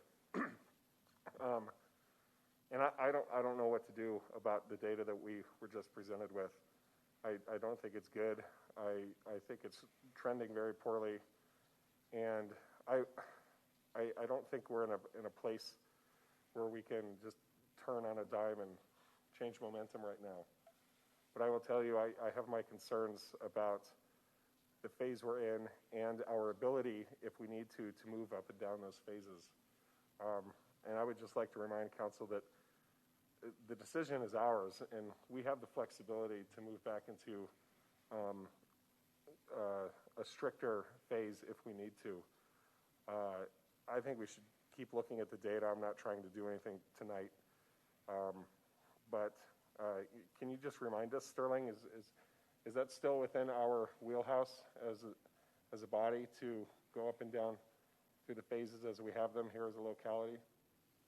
Yes, that is completely within your purview, working with city management on that. So 72 hours notice for events that are happening during this epic right now, I think is appropriate. I think we really need to be able to give these planners that sort of flexibility. But the reason they're coming to us is because they could see it very well happening, that we go back up through this ladder. And that might be in our future. Thank you, Councilmember. Vice Mayor Daggett. Thank you, Mayor. Shannon, I have a question for you. I've seen this, I think that I've seen some misinformation posted online, not from any of us, but we are able to test for the variants, right? So first the test tells us whether someone has COVID, and then the next step is to test for the variant. So there's actually sampling that's being done. And so all of the tests that are collected in Coconino County can be chosen for sampling. And so there's a delay in when the variants are tested. It's not done at the same exact time. First they test to see are you positive or you're negative, and then that gets sent off. And then they pull from those samples to then determine how many variants are we seeing on those tests that have been completed. Previously, we were about a month behind. I think it's caught up over the last couple of weeks, so we're a little bit closer on that timing. Thank you. And in terms of the notice, I agree. That seems very reasonable to give that length of a notice.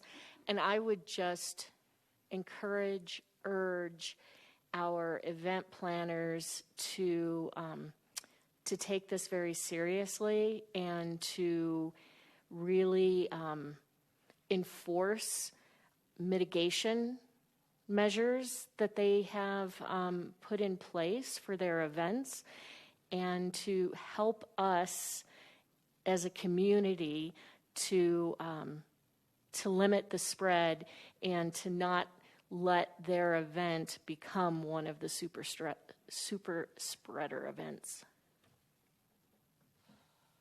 Thank you, Vice Mayor. Councilmember Shimoni. Thank you, Mayor. So I'm okay with the 72 hours. I think that's very reasonable. I'm glad to hear that's the direction we're heading in. I do ask with future conversations if we can include the dashboard from NAU. I believe they're starting that back up, I believe this week. And I know with the returning of NAU students in school. I think Councilmember Aslan's comments about the trajectory are right on point. We're not heading in the right direction. It's unfortunate, and I'd also like to see if we could also include updates from the reservation in our updates from Hopi and Navajo. And then at some point in the future, when we bring this back forward and have this continued conversation, bringing Dr. Inglethaler back, I think, would be of value to us all, especially if we're looking at making adjustments to our policies. I'd like to get an expert opinion before I make decisions on that front. Thank you. Thank you, Councilmember Shimoni. I'm also in favor of the 72-hour notice. We need to give folks the respect for all the planning and work that they're doing to give proper notification. And I will echo Councilmember Aslan that we need to understand that we are nimble in two different directions here during the reopening, and that things are not looking good. The school districts now have, by the schools, how many cases are popping up within FUSD, and looked at that dashboard the other night. Let's just say we need to continue to be nimble, continue to be mindful, and with that, I would like to ask that we get another update in 2 weeks. So that way, City Manager. Thank you, Mayor. I was about to ask the question. Back when COVID was surging in the spring and early summer, we were doing updates during every regular meeting, which equates to every 2 weeks. I'm assuming that's how you would like to see things going forward. Yes, please. So that way we have the opportunity to give direction where need be every 2 weeks if things are not looking good, which they're not the right trajectory.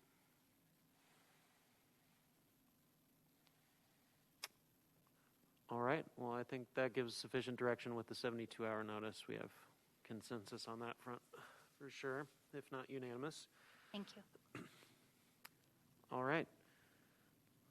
And I do believe that brings us down to agenda item 12. This is our council liaison reports. And since we're in person now, I don't always have to go A, B, C order or backwards every time like I normally do. So I guess let's start on this side of the room. Councilmember Salas for council liaison reports. Thank you, Mr. Mayor. Last week I attended the Parks and Recreation Commission. There was a discussion on pickleball, and the Pickleball Association, Flagstaff Pickleball Association, was able to do a presentation. The commission is currently reviewing the department's master plan that has been going on the review has been going on for a few months now. And they're looking into inviting other user groups in their future discussion. And also another future discussion is the West Side Park, which has been put on hold in terms of a capital improvement project due to our recession plan putting on hold on major capital improvement projects. Today, the Tourism Commission had a presentation which also echoed the dashboard on accommodation indicators that's in the packet from Economic Vitality Director Heidi Hansen, and also looking forward to implementing the contract that Council just approved of an hour ago with the online advertising vendor. That's it for me. Thank you. Thank you. Councilmember Sweet. I gave most of my updates last week. I did have a chance to play pickleball. That was sure fun. And I have my NACOG meeting on Thursday, and I'm looking forward to an in-person meeting. I have yet to actually meet that group, so I'm excited to be face-to-face. Thank you. Thank you. Councilmember McCarthy. Thank you, Mayor. This last week I did a tour of the flood area with Scott Overton being the tour guide. That was very informative.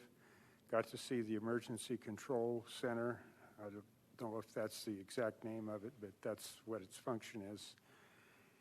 And then I had a meeting with Senator Sienema's staff regarding trying to get some federal help on the floods and forest restoration and some of the other important issues.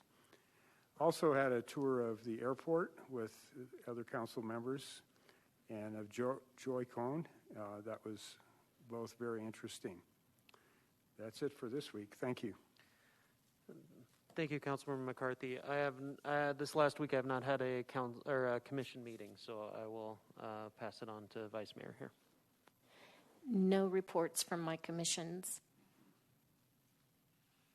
Councilmember Shimoni. Thank you, Mayor. Last Wednesday, we had a mountain line meeting. Myself and Councilmember Sweet are on that board. And the highlight that I want to just mention is that we discussed the Flagstaff in Motion effort, which is a study to compare us to other communities that are similar in size, to learn from them and better understand how we can better serve the public. So that was a good discussion, and that's going to be an ongoing effort. I just want to mention that we had a county-city joint meeting yesterday. Feels like a long time ago, but it was yesterday. And again, thank you to our partners at the county and their board of supervisors for their support and efforts throughout this flooding period of time. And of course, to the city staff and leadership. And then, yes, as Councilmember McCarthy mentioned, we had a few tours this past week, and those were great. So thank you all for those who helped set those tours up. And then lastly, today I was able to host a live stream on Facebook and on YouTube. No, this is for To and From. I'm sorry. That's all. Thank you. Thank you, Councilmember. Councilmember Ashland. Thank you. Yeah, it's been a busy week of return from recess. Involved in a lot of the meetings that were just mentioned. But briefly, Sustainability Commission meets this week on Thursday, and last week there was a joint meeting between Sustainability and Transportation to discuss the Lone Tree Overpass, and it was great to see those two groups of commissioners be able to knock heads and ask questions and take a bite out of the big project coming our way, and to be able to provide some input for everybody. Thank you. Thank you, Councilmember Ashland. With that, we are down to agenda item 13A. This is the future agenda item request, a citizen's petition seeking to decriminalize unsheltered residents. And I'd like to invite Ms. Clements down to the stand to present.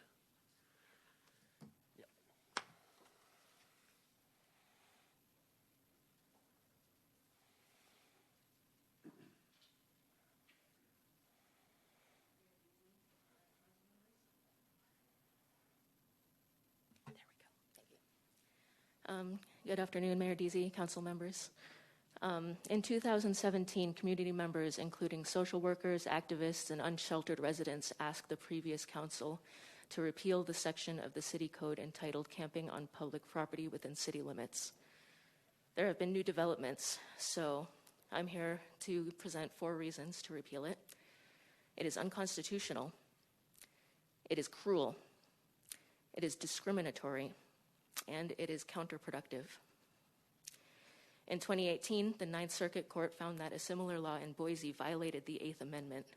The Supreme Court has declined to take the case. Boise settled for $1.8 million, not counting legal fees from nearly a decade of litigation. Flagstaff is now vulnerable to similar lawsuits and expenses if you choose to defend an unconstitutional law. Criminalizing sleep constitutes cruel and unusual punishment, according to the Ninth Circuit Court. Sleep deprivation is torture, according to the Geneva Convention. It causes impaired judgment, disorientation, hallucinations, paranoia, and PTSD, and exacerbates all kinds of illnesses. Lack of sleep makes it difficult to maintain employment, perform self-care, and avoid conflict.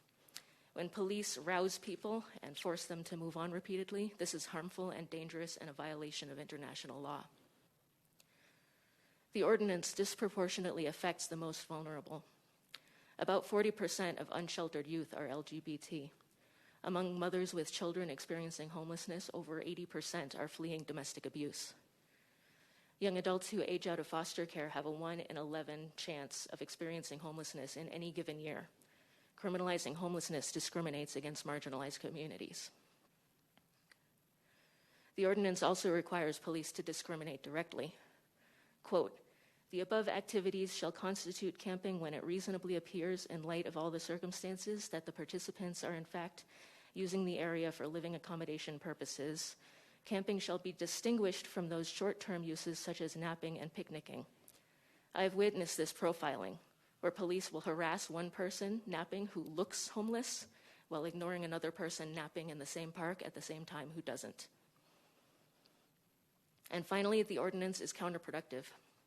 Criminalization exacerbates the problem of homelessness. Police harassment worsens mental health. Police don't preserve what they perceive as litter when arresting someone or forcing them to flee. IDs, prescriptions, etc. are often lost as a result. Social services are out of reach without ID, and many landlords and jobs run background checks. So someone who camps out while saving for an apartment may never be unsheltered again. But if they're jailed or fined, or if they lose their belongings and jobs, they may be condemned for life. This council must repeal Section 6-01-001-002 of the City Code. Thank you. Thank you, Ms. Clement. Council, do we have any questions? We do have one public commenter online as well, but for the current speaker. Okay, thank you, and we'll take the next public participant. Ms. Keeler, are you available? If so, you can unmute yourself and please go ahead. I am still here. Can you hear me? Yes, please go ahead. Okay. While I do have sympathy and empathy, and I do agree that our social services maybe need to be broadened, I do not agree with the camping in city limits. And this is not because I am unsympathetic to the homeless, to the LGBTQ community, or to any mothers. I think that we should definitely provide a community for them. However, I do believe if we open up camping, we are going to increase the number of homeless in this community. Like I said before, when I didn't have a moment to speak, I've been here for 25 years. We will increase the homeless population from Phoenix. They will come from Phoenix, Vegas. They will come from anywhere they can. This is a beautiful community and a beautiful place to camp. It will not affect Forest Highlands, other wealthy communities, Continental, Coconino Estates. It will affect the communities that are already hurt most. It will affect Southside. It will affect Sunnyside. It will affect downtown.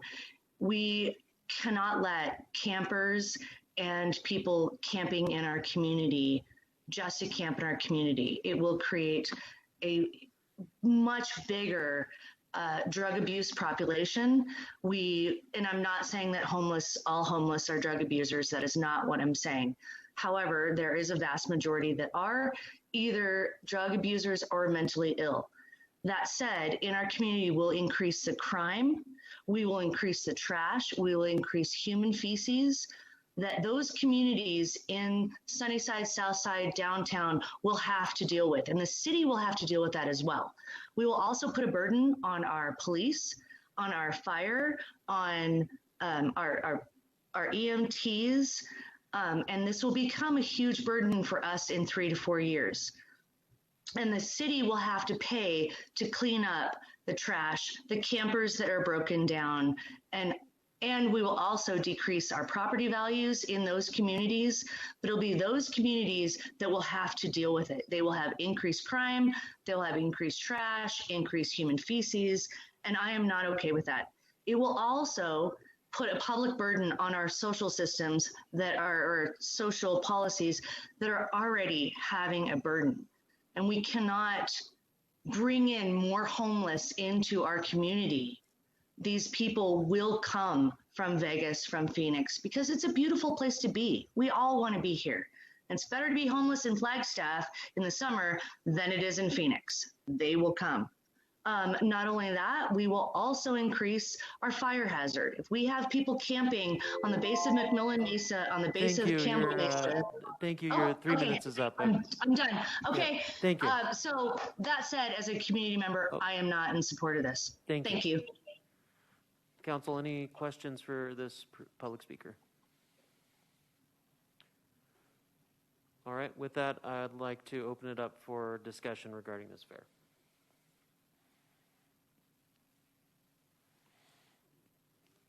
Councilmember McCarthy. Well, I just want to comment that, first of all, this is a very narrow request that specifically would allow camping on city property if we went forward with this. This is not the same issue that Mr. Shimoni brought up, I think it was last week, about maybe we should allow camping in certain places, very controlled, and we have KOAs around town, so there are provisions for camping. If this provision were eliminated, then people could basically just camp anywhere in Wheeler Park or on the sidewalks or whatever. And since I've been on council, we've already discussed this once, and council decided for a lot of complicated reasons that I won't go into now that we should just keep the law the way it is. Thank you. Thank you, Councilmember McCarthy. Vice Mayor.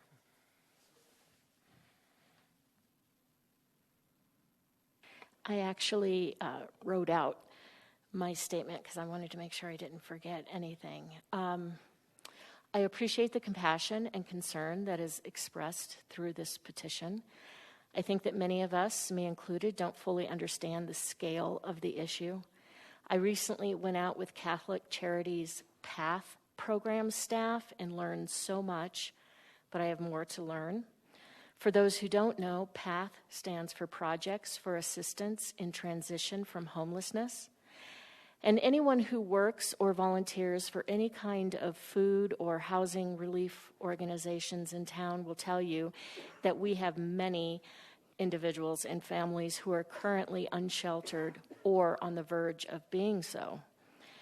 I can tell from some of the emails we received that our community's understanding of homelessness and the impact stemming from our lack of affordable housing is quite varied. While I understand the concern and frustration expressed through this petition, I don't believe that overturning the ban on camping in the city limits solves our fundamental problem. We can and must do better to bring housing to the forefront of our policymaking. When the city receives our American Rescue Plan Act funds, I ask us to keep emergency shelter and affordable housing front and center of the discussion. I call on all of us to let Congress know that we want them to pass the infrastructure bill and, importantly, the Build Back Better plan. The infrastructure bill contains some money for housing, but not enough to make the change we need to see. Can we, I'm asking this of my colleagues, can we create an emergency task force and or bring relief providers together to brainstorm how Flagstaff will address our unsheltered neighbors and the ways we're not adequately addressing the need? As the public will see when the 10-year housing plan draft is released, Flagstaff has a severe shortage of housing for very low-income individuals and families, and this, as well as emergency shelter, must be addressed. While I don't think overturning the city's ban on camping on city property is the answer to our housing issues, I would like to see us explore creative options. Some that have been proposed are allowing camping in one area, building tiny houses as a very short-term solution to emergency housing. Can we find the partners and find the money to purchase a motel? I realize there are hurdles to these ideas, and this is why I'd like to see these and other ideas explored by the city, the county, residents, both sheltered and unsheltered, our partner organizations, and anyone else whose insight would be helpful. I also recognize that our hardworking and underfunded nonprofit organizations have been working hard on these issues for some time, and I want to acknowledge their work and their expertise. Thank you. Thank you, Vice Mayor. Councilmember Shimoni. Thank you, Mayor, and I want to thank those who brought forward that petition. This is a topic I think we do need to address, and I've looked forward to that conversation or us addressing it since I've been elected. So I thank you to the public who's helped push this forward to this point. I agree with my colleagues that have talked about the language being a little bit narrow. And as I think Councilmember McCarthy mentioned last week, I brought forward a fair item to basically talk about this topic through the lens of what can we do and what can we put in place to kind of find that happy middle ground that might actually get addressed and get across the finish line. And again, that being something looking into the temporary urban camping ordinance that Eugene has put into place that addresses camping in parks, along streets and public property, on private property, and then in cars. So I'm happy to have this conversation however we decide to do it. And I don't know if this fair will have enough political will to get that conversation to happen, but that's why I submitted my fair as well, to kind of bring that conversation that I'm looking to have that I think is something that could be a nice first step for us. So yeah, I'm curious to see what my colleagues think. And I guess those are my comments at this point. Thank you. Thank you, Councilmember Shimoni. Well, I'll chime in here. This is this I have concerns with being so focused on. We right now have basically two things on the agenda that will be coming up that this will be a part of the discussion. So Councilmember Shimoni's fair item from last week, as well as on September 7th when we were looking at the American Rescue Plan dollars. I know several of us have been working very hard coming up with plans for how to better treat our unsheltered and help to relieve the situation, and inevitably it comes down to resources. So throughout this, we need to have a broad perspective on it. This should be part of the discussion. Whether in the suggestion of the zones that it could occur in or not, but we need the big picture. We need what resources are we going to dedicate? Are we going to set up a tiny home healing village, a respite center, all of these other ideas that we have been discussing. So I would like to continue this discussion, but in the broad sense that has already been presented and is already going to be put on the agenda already, because it encapsulates this specific focus as well. So, Councilmember Shimoni.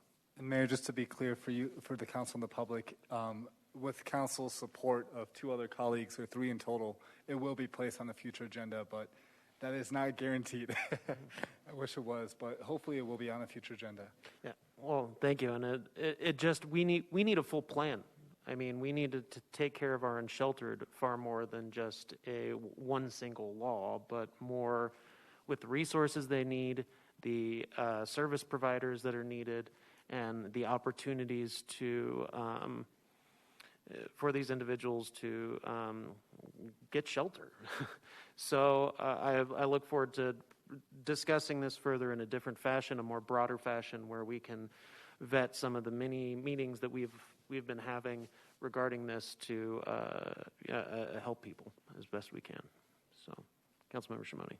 Really quick, and I just want to say I very much support what Vice Mayor brought up about a task force, and I think that's a really good idea. And so I'm not too sure how we move that forward, if that's through a fair or how that works, but I think that's a really good idea that we should pursue. I think that would also be a good idea with task force, and I think with this number of individuals sitting up here saying that that's a good idea, that we can hopefully defer to city manager to see about putting that together rather than having it as a separate agenda item. Yeah, City Attorney. So, Mr. Mayor, if I may just seek clarification, what I've heard from 4 council members so far is that this specific citizens petition would not be moving forward onto a work session agenda for discussion. However, you are interested in at least talking about it further when another fair comes up that's similar to it and determining whether there's enough support for that. Am I hearing that correctly? Councilmember Aslan, yeah.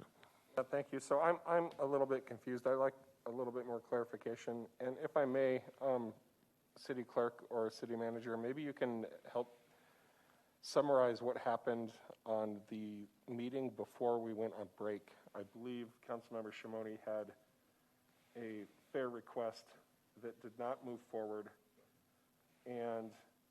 But everybody who spoke on that, including myself, was willing to explore services for our unsheltered population in Flagstaff in some manner. What were the marching orders that were given that evening that came from that conversation, and how is that different or the same as what our city attorney was just asking about? I feel like I'm stalling for you so you can look it up. I feel like there's consensus that we want to have a conversation about how to help our unsheltered population. I also feel that it is pretty clear at this point, and it would become clear again if we repeated this conversation a third time, that this council does not want to move forward on lifting the ban on the camping ordinance. So I think those are two pretty clear things. And the good news is that there's a lot of room for moving forward with a variety of conversations without getting too prescriptive on the front end of exactly what we're going to do. Is that fair? Thank you, Councilmember Aslan, and I can speak to your initial question about what had happened at that prior meeting. From what I can recall, it was kind of the fair item was concerning more what are we doing in terms of kind of what happens during fire and when the forests close as a result of fire restrictions. And I believe what had happened from that point was that it did not move forward, but it was suggested that a different fair that kind of was a more broader discussion about camping and the overall unsheltered populations come forward, which I believe then is what Councilmember Shimoni brought up at the last meeting with regards to his fair with the comparisons and discussion with what's going on in Eugene, Oregon, I believe. Yeah, and it's close. My sense is that, and correct me if I'm wrong, but that you were, again, offering some very specific, you wanted to have a conversation looking into some specific programs that are happening elsewhere. And I'm not sure that, it's a fair item, so I don't want to presume how that's going to get voted on, but I'm trying to find a path forward here, because I think there's a pretty clear consensus that we don't want to lift the ban, but that we're eager and willing to have some conversations about how to alleviate the unsheltered population more. And then there's some specific recommendations for how to do it, but also a general appetite for exploring things. Mayor and Councilmember Aslan, if I may, just for the council's sake, for clarity, and for the public's sake, when we get a fair proposed by a member of council, we are limited to that language that's in the fair within, reason, allowing for what we call scope creep, to get beyond what the scope of that fair is. That can be a problem. We're even on the same playing field with citizen petitions that come in. The language in that citizen petition is basically, you use the word prescriptive, if you will. You're limited to what was proposed in that citizen's petition. And that's what's before you tonight. What I hear from a procedural perspective is that there's a willingness to have a conversation, but a much broader conversation. So procedurally, it would be limited if you moved this citizen's petition forward to what's in the citizen's petition. If you want to have a much broader discussion, that would be something that council would need to work out with management and staff. I'm kind of tossing it to city manager here on that. I apologize for putting you on the spot, but procedurally, that's where we're at. I hope that clarification is of assistance. Anything to add, city manager? I will just elaborate on what has already been mentioned, Mayor, and thank you for the opportunity. It is not entirely the comprehensive discussion that's been alluded to here, but there has been so many meetings and discussion, ongoing discussion, evolving discussion about the alternate response program. And while that is not directly connected with the camping prohibition, and arguably is peripherally connected to homelessness in general and taking care of our unsheltered residents, it's a very comprehensive discussion in and of itself. And it is coming to the dais. There has been a lot of meetings. The mayor and the vice mayor have been actively involved, as has Councilmember Shimoni, in these discussions. And so that one is a very active discussion and has been very inclusive of many interest groups within the community. So that one's coming your way fairly soon. You've heard it before. It'll be more of an update, I think, when it comes back to you. Thank you. Thank you, city manager. Councilmember Shimoni. Thank you. I just wanted to clarify, just to council and everybody listening, the first fair I had requested that got denied was specifically to as our why am I blanking? Clerk, amazing city clerk. Incredible, best city clerk in the region, in the nation, mentioned. It was the idea of when there are forced closures, how do we best support our unsheltered population? And I included the language of the discussion around the camping ban, and that got denied, right? Council didn't like that language and said come back with more general language about just how to handle unsheltered during times of forced closures. So that same day, I brought that agenda item forward as a fair, and that was the last council meeting we had. And so that has yet to come back to us, council. And so that hopefully will come at some point through a fair request. And then I put forward the fair that you heard me last week bring forward, which is the specific ideas that Eugene is pursuing and the pilots that they're doing, and for us to consider and look into that as a way to help support this population. Councilmember Aslan, I support what you're saying about that bigger picture conversation. I don't know if the two fairs that I have in the pipeline address that bigger conversation.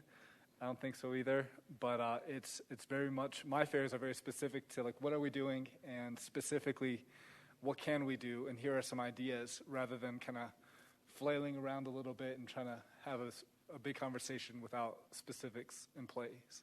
So I just wanted to clarify that. Thank you. Thank you, Councilmember Shimoni.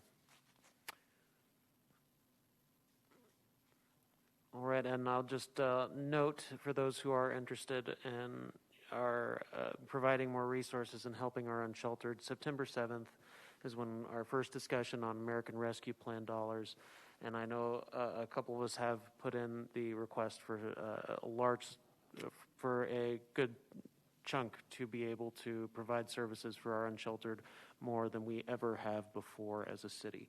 And I'm looking forward to that discussion because that is a big part of this. We need the resources. So it does come down to dollar bills to try to help folks. So I'm looking forward to that discussion September 7th. All right. With that, we are down to our agenda item 14, our city manager report. Thank you, Mayor and Council. I'm pulling up the report. Appended to this report are a few monthlies, including the Water Services monthly report, also including the Housing Section newsletter, and also including the Economic Vitality report. With those three updates attached to the city manager's report is pretty voluminous, and so I am not going to go through, I typically do not go through all of the talking points. I'd like to touch briefly on the work anniversaries and summarize those. They are very important. We love to recognize the amazing accomplishments and tenure of our employees. And then I'll touch briefly on some other things. And then I would like to float an idea by you that was spawned by the earlier discussion about how we're going to set up our agendas going forward. And this is just, I'd like to bounce something off of you with respect to how these reports occur in the agenda. But first and foremost, you have in front of you in the report a number of work anniversaries that we're celebrating during the month of August. We break these down into 5-year, 10-year, 15-year, 20-year, and a 30-year tenured employee, Paul McGuire, with our maintenance worker. He is a maintenance worker with our Parks group, is celebrating his 30th year anniversary. So a lot of remarkable milestones here, and I would love to go through all the names and all the dates. I would invite you to just give it your read. This is really good stuff. And on the topic of employee recognition going forward, and I mentioned this before the recess, as we dial in our hybrid meetings here a little bit more, it would be our hope to recognize some of our more significant anniversary achievers in person or virtually, but have them in front of you so it's not just a picture and a name in text, but rather a person having a face-to-face with you and the community. So I'd like to do that. We would like to do that as we go forward. It's going to take a little bit of effort to put that into play, but I think it's a worthy effort. There's an update on water services and some things going on there. A couple of, or a significant award received through the Arizona Department of Environmental Quality to our Wildcat Hill Water Reclamation Plant staff. That's a mouthful. Very significant accomplishment, and we are so pleased with that award. So give that a read. There's more content about water services in the monthly report that's appended to this. Some updates with community development. I will direct your attention to the statistics that we have provided to you.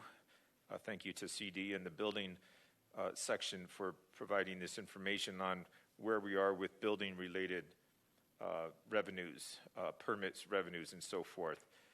Pretty fascinating what has been going on and what continues to go on in the realm of development, residential and commercial.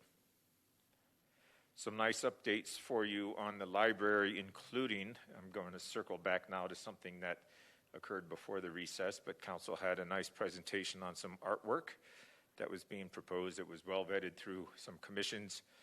Artwork that would adorn the library entranceway, which will be reconstructed to meet a number of needs for our community.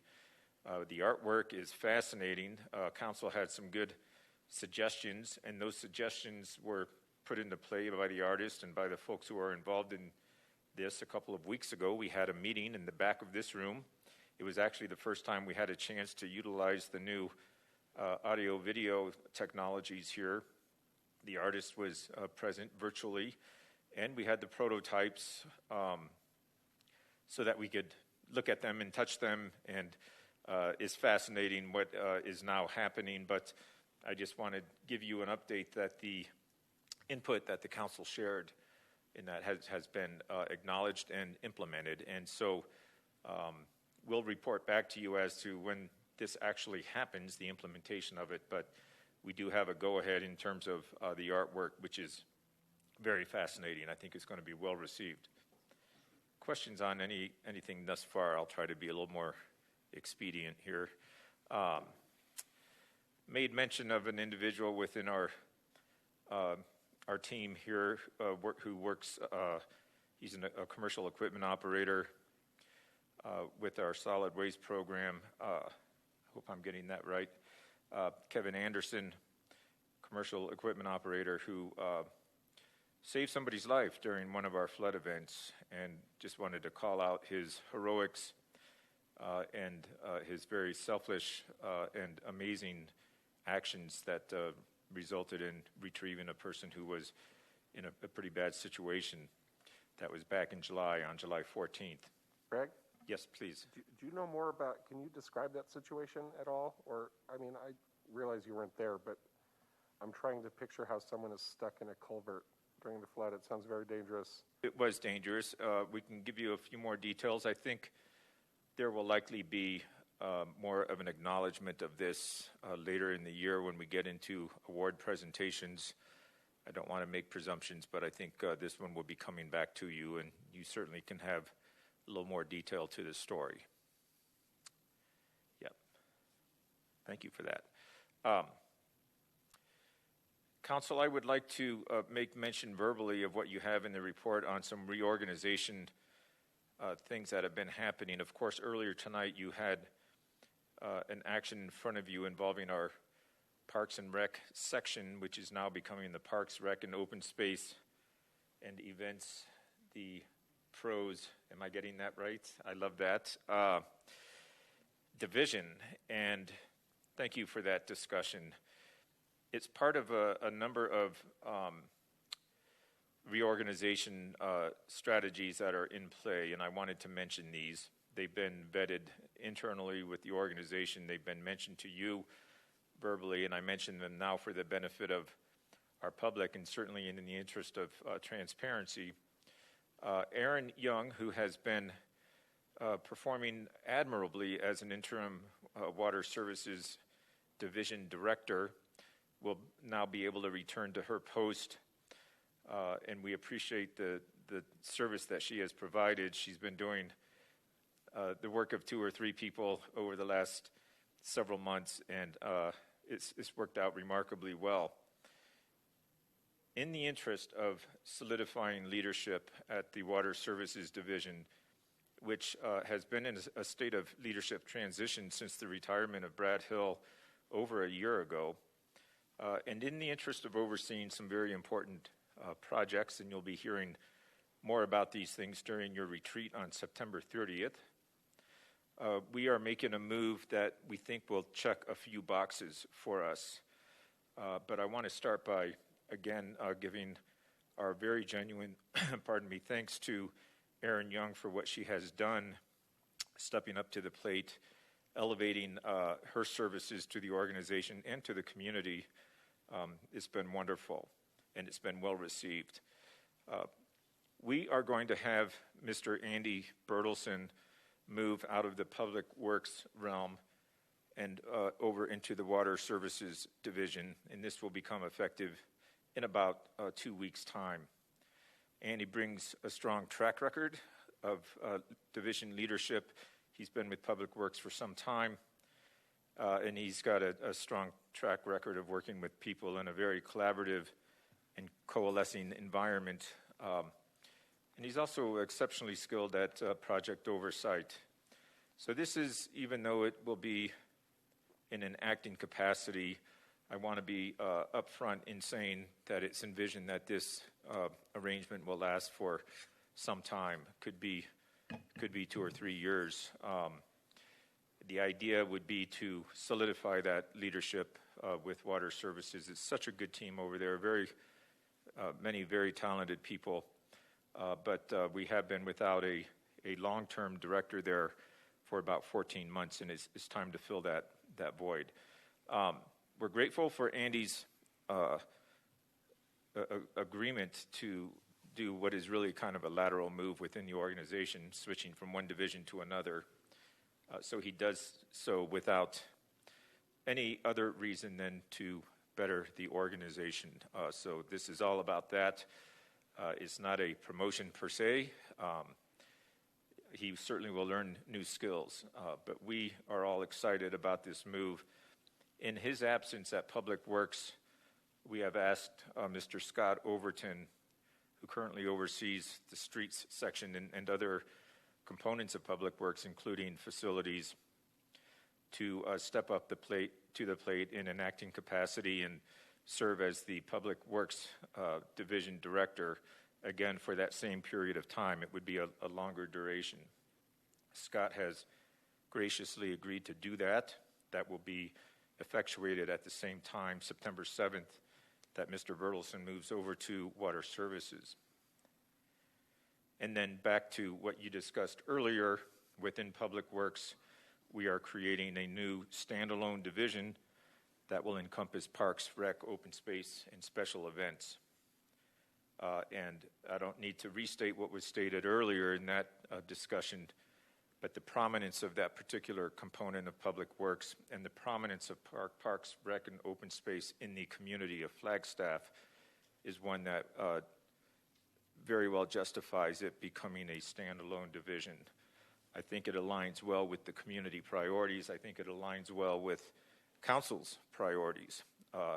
There's something else that needs to be said here. We're excited to see our leadership team expanded. So we will now have 2 new faces at the table, that being Mr. Scott Overton and Ms. Rebecca Sayers.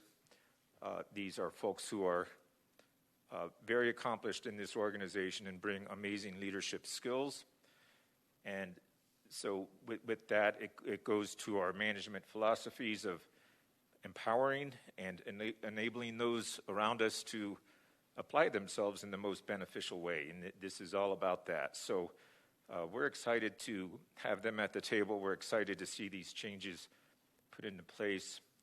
I know I've been talking at length about a few individuals, but I'll stop here and ask if you have any questions about this, and then I'll wrap up. Any questions, Council?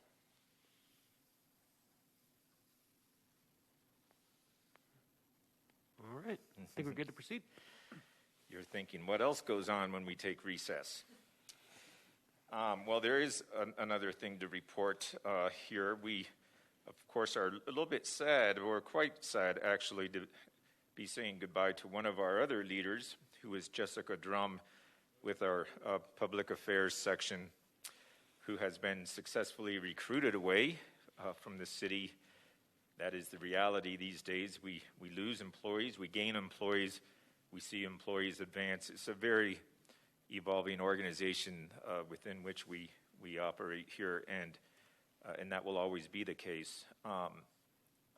Jessica, for the benefit of those of you who were not here 2 years ago on council when we created the Public Affairs section, give or take a month or so, but it was about 2 years ago. It was in the fall of 2019. And this one, again, is one that met community needs, council priorities, which was to elevate our public outreach.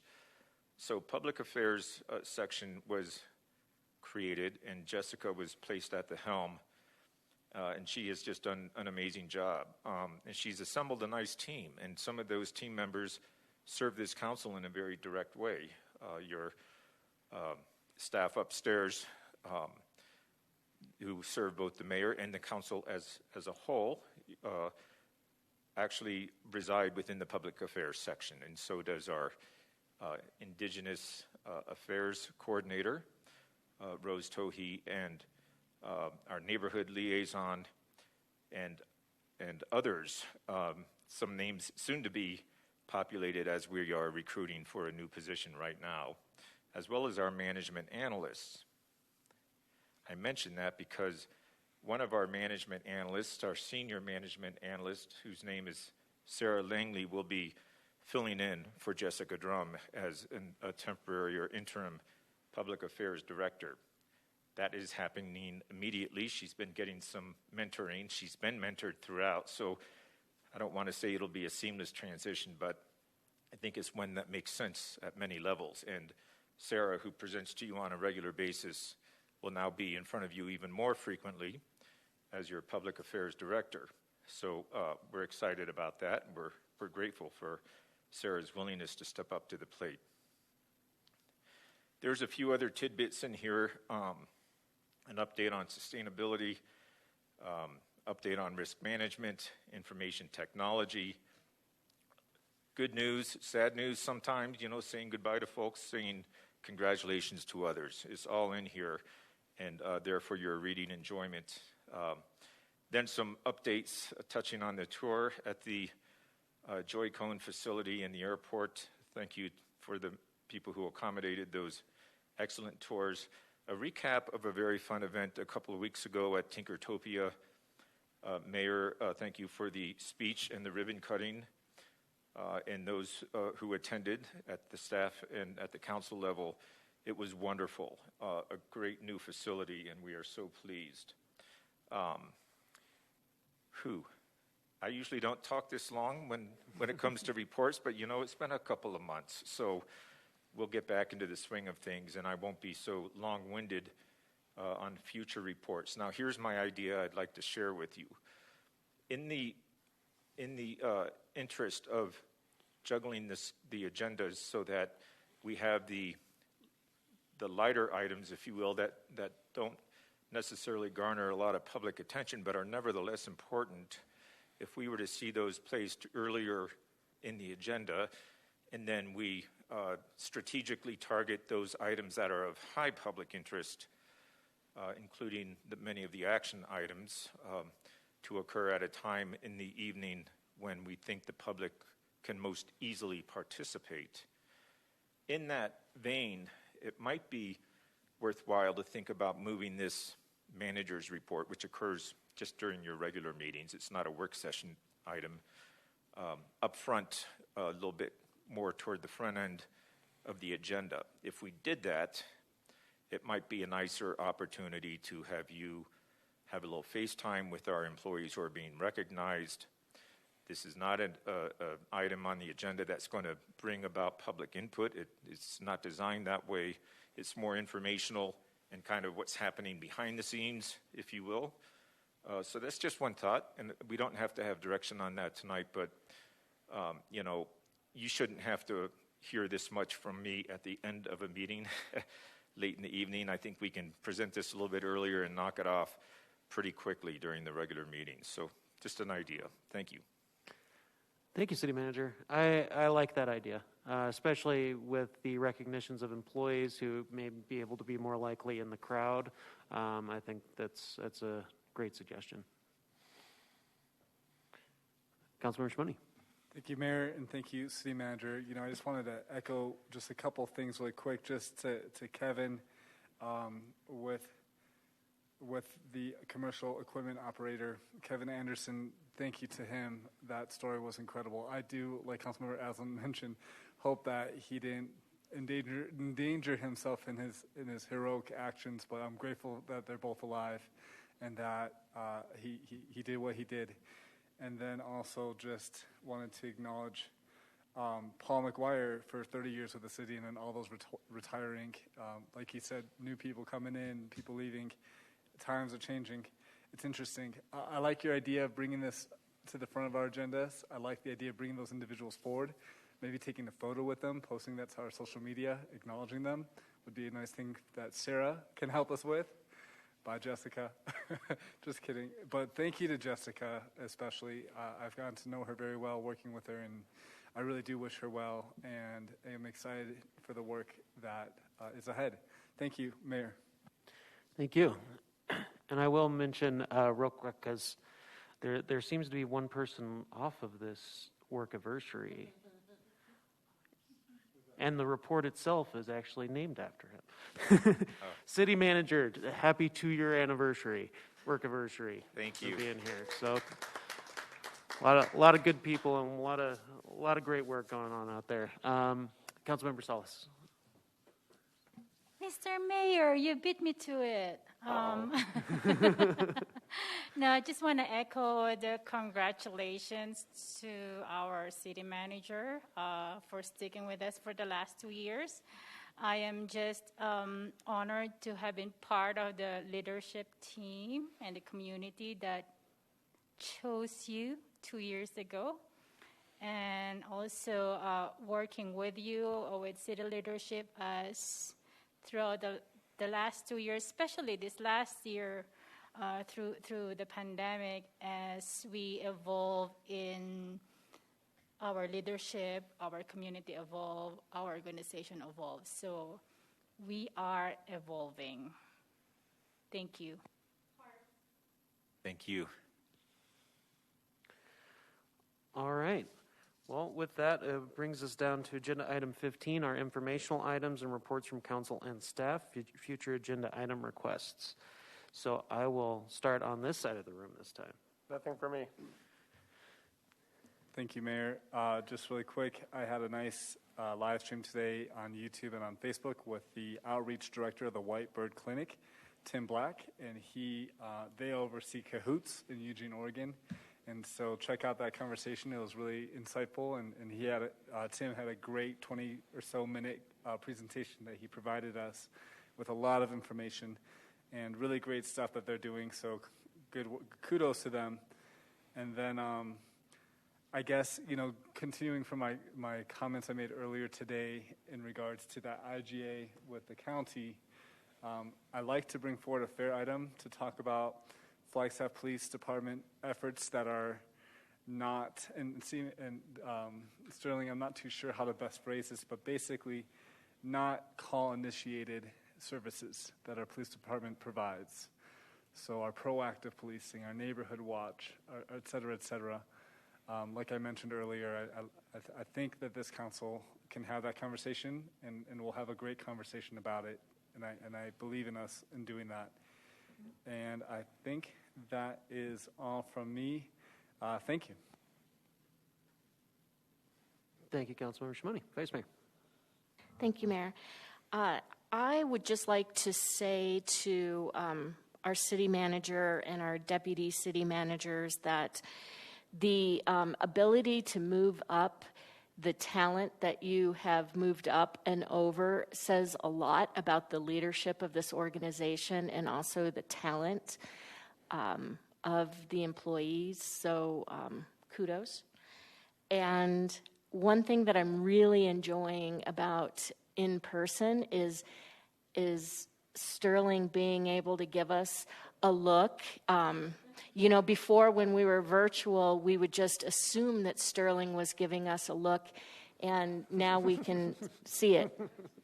And you can't even see my whole face.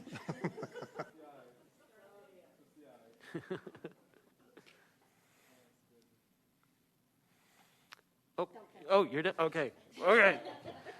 My turn then. Well, just a couple things. Mainly, I just wanted to bring to council's attention, city manager and I have been discussing having a sign outside of City Hall that can help inform the public what we're discussing. And after further review with all the codes and people more technical than I, that we may need to be modifying or at least waiving part of the sign code to be able to do so. Temporarily. I don't want to get into all the nitty-gritties of it, just a matter of, okay, this one time here we can have a means that informs everybody on what council's doing every time they drive by Route 66 in Humphreys. And I think that would be a great way to get the message out to the public, let them know what we're discussing and what we're doing at City Hall. So I just wanted to give you the heads up that might be on an agenda in the near future. So Can I write the messages? What's that? Do I get to write the messages? We'll collaborate. There are 6 weeks in the summer, that there's no actual agenda, so we'll talk about maybe getting some dad jokes on there. No. We'll discuss. All right, that's all I got. Councilmember McCarthy. So I'd like to be on the joke committee in the summer. I'd like to say that sometimes council makes good decisions, sometimes we make bad decisions, but I'd like to say that the decision this council made to hire the city manager was an excellent decision. So thank you so much. I won't give examples right now, but you've shown so much leadership that we didn't see in our previous city managers. So thank you. That's all I have tonight. Thank you. Councilmember Sweet. I have a couple of things. Thank you. I did just want to say a quick thank you to the community with the petition tonight. I know I didn't talk earlier, and, I guess it's humbling, and I will admit that I have a lot to learn on our unsheltered population and the topic. But I will say I am very grateful to our community and to my colleagues for continually bringing the subject up informing me and helping me along the way, and I look forward to the future discussions. The other thing I want to mention is that tonight is the final night of the Flagstaff Birth and Women's Center, and it's the purple building literally right across the street by the library. And they worked hard bringing babies into our community, and I did work there for a while, and Paula just said, COVID kind of did her in. And I want to remind everyone that COVID has been tough. It continues to be hard on our small business community, on our families, our teachers, our students. And if you can get vaccinated and you haven't done so yet, please do. Thank you. That's all I have. Thank you. Councilmember Salas. Thank you, Mr. Mayor. Just echoing the intent of our council to have a robust discussion on addressing homelessness. Also taking into account existing programs that are being offered by our nonprofit community, taking stock of that, and of course, also keeping our thinking hats on and with coming up with strategic solutions. And I look forward to council discussion on the 7th when September 7th when we discuss the American Rescue Plan funding. I do want to keep in mind our working calendar, because I have 3 items on the queue that have received at least 3 council members' support moving forward to a further discussion. The discussion on a comprehensive cost recovery policy, which I had mentioned with Parks and Recreation Commission last week. I understand the Code of Ethics and Code of Conduct and Ethics standard will be scheduled pretty soon per our city attorney. Also, my fair item that has something to do with reviewing the tax code with respect to exemptions for nonprofits on rental, leasing, and licensing of real property for nonprofits who offer group homes in particular.